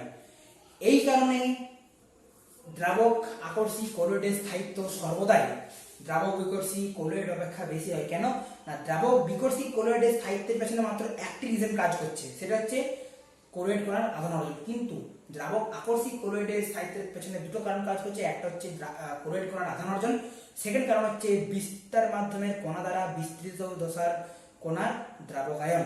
এই জন্যই আমরা এখান থেকে কনক্লুশনে আসতে পারি যে দ্রাবক আকর্ষী কোলয়েডের স্থায়িত্ব সর্বদাই দ্রাবক বিকর্ষী কোলয়েড অপেক্ষা বেশি হয়। এটা হলো। এরপর আমরা আসছি প্রোটেক্টিভ কোলয়েড। প্রোটেক্টিভ কোলয়েড মানে জিনিসটা কি হয় কিছুটা, যে প্রোটেক্টিভ কোলয়েড আকারে প্রথমে ডেফিনেশনে জানি। প্রোটেক্টিভ কোলয়েড হচ্ছে যে কোনো দ্রাবক বিকর্ষী কোনো দ্রাবক আকর্ষী কোলয়েডের সাথে কোনো দ্রাবক বিকর্ষী যে দ্রাবক আকর্ষী কোলয়েড যোগ করে, ডেফিনেশন হচ্ছে যে দ্রাবক আকর্ষী কোলয়েড যোগ করে কোনো দ্রাবক বিকর্ষী কোলয়েডের স্থায়িত্ব বৃদ্ধি করা হয় তাকে বলা হয় প্রোটেক্টিভ কোলয়েড। মানে কোনো একটি দ্রাবক বিকর্ষী কোলয়েড তার স্থায়িত্ব তো কম, কিন্তু তার মধ্যে যখন একটা দ্রাবক আকর্ষী কোলয়েড যুক্ত করা হলো তখন কি সেই দ্রাবক বিকর্ষী কোলয়েডের স্থায়িত্ব বেড়ে গেল। তাহলে এই ক্ষেত্রে ওই যে দ্রাবক আকর্ষী কোলয়েড যেটা যুক্ত করা হলো তাকে বলা হয় আমাদের প্রোটেক্টিভ কোলয়েড, বা বাংলাতে বলে সংরক্ষক কোলয়েড। একটি অতি পরিচিত সংরক্ষক কোলয়েডের নাম হচ্ছে জিলেটিন।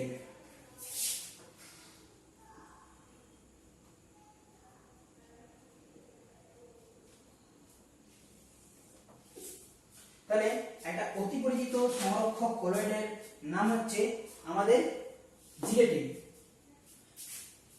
এবং জিলেটিনের আমরা বিভিন্ন ক্ষেত্রে ইউজ দেখতে পারি, যেমন হচ্ছে যে আইসক্রিমে জিলেটিন আইসক্রিম যদি হয় তাহলে দুটো ক্ষেত্রে ইউজ হয়। একটা হচ্ছে আইসক্রিমে সংরক্ষক কোলয়েড, মানে আইসক্রিমে সংরক্ষণ করার জন্য ইউজ হয় জিলেটিন। আবার এটা এক নম্বর। আবার দ্বিতীয় হচ্ছে এইউ সল বা গোল্ড সলের সংরক্ষক কোলয়েড হিসেবেও ইউজ হয় আমাদের এই জিলেটিন। এবং ফটোগ্রাফিক ফিল্মেও সেটা একটা সংরক্ষিত সংরক্ষক কোলয়েড যে ইউজ হয় সেটা হচ্ছে জিলেটিন। মানে জিলেটিনে যদি ব্যবহার লেখা হয় তাহলে কি লেখা যাবে, যে জিলেটিনের ব্যবহার না ফটোগ্রাফিক ফিল্মে জিলেটিন ইউজ করা হয়, সেকেন্ড হচ্ছে আইসক্রিমে ইউজ করা হয়, থার্ড হচ্ছে আমাদের এইউ সল বা গোল্ড সলে জিলেটিন ইউজ করা হয়। এরপর আমরা চলে এসেছি চ্যাপ্টারের শেষ পর্যায়ে আমাদের ফার্স্ট টপিক সেটা হচ্ছে স্বর্ণ সংখ্যা, বা ইংলিশে বলে আমাদের গোল্ড নাম্বার। প্রথমত আমরা ডেফিনেশন জানবো যে স্বর্ণ সংখ্যা কাকে বলে। না বলছে 10 ml প্রমাণ গোল্ড সলে 1 ml 10% NaCl দ্রবণ যোগ করলে বর্ণের যে পরিবর্তন হয় তা প্রতিহত করতে ন্যূনতম যত মিলিগ্রাম সংরক্ষক কোলয়েডের প্রয়োজন তাকে বলা হয় ওই সংরক্ষক কোলয়েডের স্বর্ণ সংখ্যা। আই রিপিট, 10 ml প্রমাণ গোল্ড সলে 1 ml 10% NaCl দ্রবণ যোগ করলে বর্ণের যে পরিবর্তন হয় তা প্রতিহত করতে ন্যূনতম যত মিলিগ্রাম সংরক্ষক কোলয়েডের প্রয়োজন তাকে ওই সংরক্ষক কোলয়েডের স্বর্ণ সংখ্যা বা গোল্ড নাম্বার বলা হয়। এখান থেকে দুটো আছে। একটা কোশ্চেন হচ্ছে যে হিমোগ্লোবিনের স্বর্ণ সংখ্যা 0.03 বলতে কি বোঝো। না, এখান থেকে আমরা ডেফিনেশন থেকে আমরা বলবো যে 10 ml প্রমাণ গোল্ড সলে 1 ml 10% NaCl দ্রবণ যোগ করলে বর্ণের যে পরিবর্তন হয় তা প্রতিহত করতে 0.03 মিলিগ্রাম হিমোগ্লোবিনের প্রয়োজন। এটা হচ্ছে কনক্লুশন। আর একটা কোশ্চেন আছে, সেটা হচ্ছে স্টার্চের স্বর্ণ সংখ্যা 20 বলতে কি বোঝো? একই রকম ভাবে বলবো স্টার্চের স্বর্ণ সংখ্যা 20 এর অর্থ হলো 10 ml প্রমাণ গোল্ড সলে 1 ml 10% NaCl দ্রবণ যোগ করলে বর্ণের যে পরিবর্তন হয় তা প্রতিহত করতে ন্যূনতম 20 মিলিগ্রাম স্টার্চের প্রয়োজন। এখন স্বর্ণ সংখ্যা হলো, এবার কয়েকটা সংরক্ষক কোলয়েডের আমরা স্বর্ণ সংখ্যা দেখব। ডেক্সট্রিন 125 থেকে 150, স্টার্চের 20 থেকে 25, জিলেটিনের 0.005 থেকে 0.125 মানে অনেক কম, সবথেকে কম। হিমোগ্লোবিনের 0.03 থেকে 0.07। এখানে একটা জিনিস আমরা জেনে রাখা উচিত যে কোনো কোলয়েডের স্বর্ণ সংখ্যা যত কম হবে তার সংরক্ষণ ক্ষমতা তত বেশি হবে। মানে স্বর্ণ সংখ্যা ভ্যারিজেস 1 সংরক্ষণ ক্ষমতা, মানে ব্যস্তানুপাতিক সম্পর্ক। তাহলে এক্ষেত্রে আমরা দেখতে পাচ্ছি স্বর্ণ সংখ্যা সবথেকে কম কার না জিলেটিনের। জিলেটিনের স্বর্ণ সংখ্যা যেহেতু সবথেকে কম, তাই এখানে সংরক্ষক কোলয়েড যতগুলো আছে বা যতগুলো সংরক্ষক কোলয়েড অল ওভার আছে তার মধ্যে জিলেটিনের সংরক্ষণ ক্ষমতা সবথেকে বেশি। তাই একটু আগে আমরা পড়লাম যে জিলেটিনটি সবথেকে আদর্শ বলতে গেলে সংরক্ষক কোলয়েড বা ভালো সংরক্ষক কোলয়েড হিসেবে ইউজ হয়। এরপর আমাদের আছে কোলয়েডের তঞ্চন। কোলয়েডের তঞ্চন কিভাবে ঘটায় না, বলছে একটা কোলয়েডের মধ্যে যদি বাইরে থেকে ইলেকট্রোলাইটস বা তড়িৎ বিশ্লেষ্য পদার্থ যদি যুক্ত করা হয় তবে সেই কোলয়েডটি নিচে থিতিয়ে সেই কোলয়েড কণা বা সেই কোলয়েডের বিস্তৃত দশার কণাগুলি থিতিয়ে পড়ে এবং কোলয়েডের তঞ্চন ঘটে। এখন আমরা জানি যে দ্রাবক বিকর্ষী কোলয়েডের কণা সহজে থিতিয়ে পড়ে। তাই দ্রাবক বিকর্ষী কোলয়েডের ক্ষেত্রে কম পরিমাণ তড়িৎ বিশ্লেষ্য পদার্থ যোগ করলেই সেটি সহজে থিতিয়ে পড়বে এবং তার তঞ্চন ঘটবে। কিন্তু দ্রাবক আকর্ষী কোলয়েডের ক্ষেত্রে কম পরিমাণ ইলেকট্রোলাইটস বা তড়িৎ বিশ্লেষ্য পদার্থ যোগ করে তার স্থায়িত্বের কোনো পরিবর্তন হবে না এবং তার তঞ্চনও ঘটবে না। কিন্তু যদি অধিক পরিমাণে তড়িৎ বিশ্লেষ্য পদার্থ যদি দ্রাবক আকর্ষী কোলয়েডের সঙ্গে যুক্ত করা হয় সেক্ষেত্রে তার তঞ্চন ঘটতে পারে। এই ঘটনাকে বা এই প্রসেসটাকে বলা হয় সল্টিং আউট।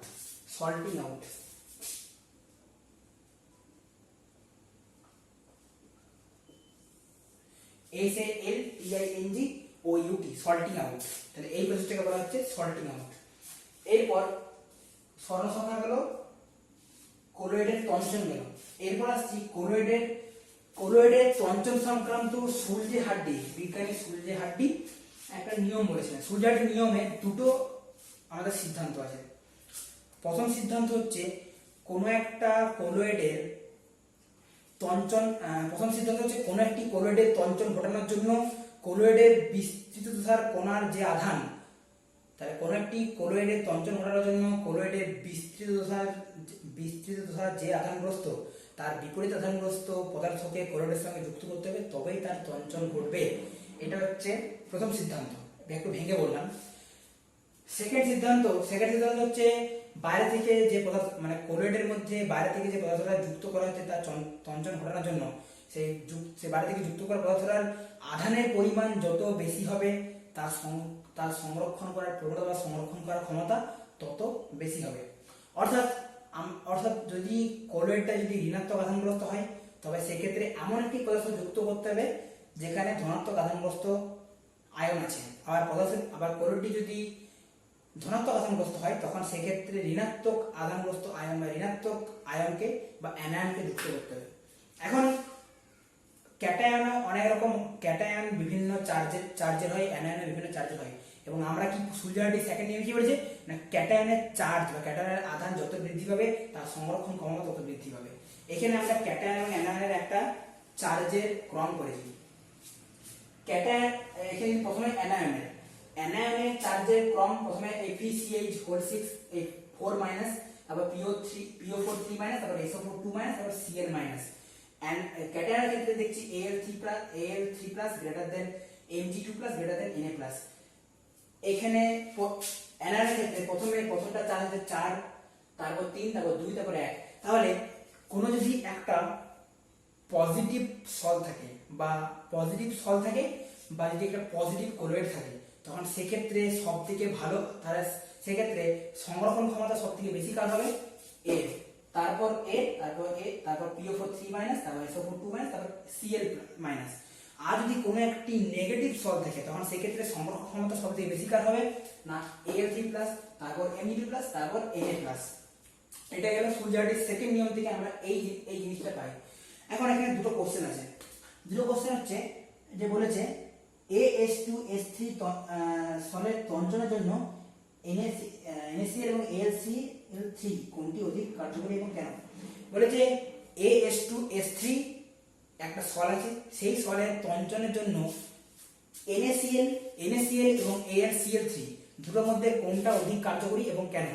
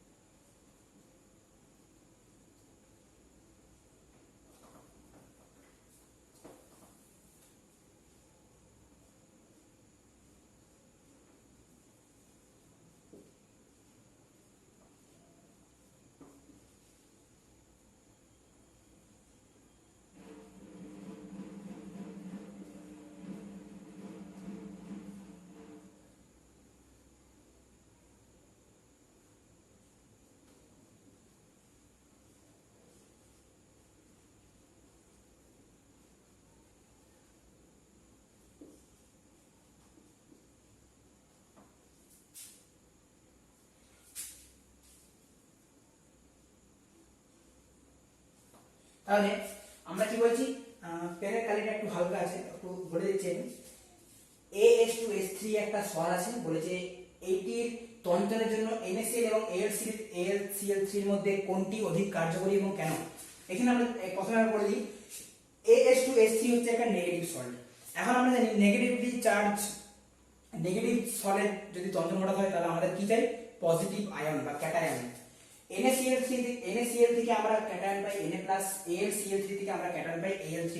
এখন Na+ এবং Al3+ এর মধ্যে আধানটা কার বেশি? না Al3+। এবং আমরা সুইজারল্যান্ডের সেকেন্ড নিয়ম দিয়ে বলতে পারি যে সুইজারল্যান্ডের সেকেন্ড নিয়মে কি বলছে না, যে ক্যাটায়নের আধান যত বেশি হবে তার সংরক্ষণ ক্ষমতা তত বেশি হবে। তাহলে কি এখানে NaCl এবং AlCl3 এর মধ্যে Al3+ এর আয়নের আধানের মানটা যেহেতু বেশি, তাই AH2S3 তঞ্চনের জন্য Al3+ ক্যাটায়নটা Na+ অপেক্ষা অধিক কার্যকরী, বা আরো বেশি বলতে পারি AH2S3 সলের তঞ্চনের জন্য NaCl অপেক্ষা AlCl3 অধিক কার্যকরী। এটা এক নম্বর কোশ্চেন। আর একটা কোশ্চেন কি ছিল না, FeOH3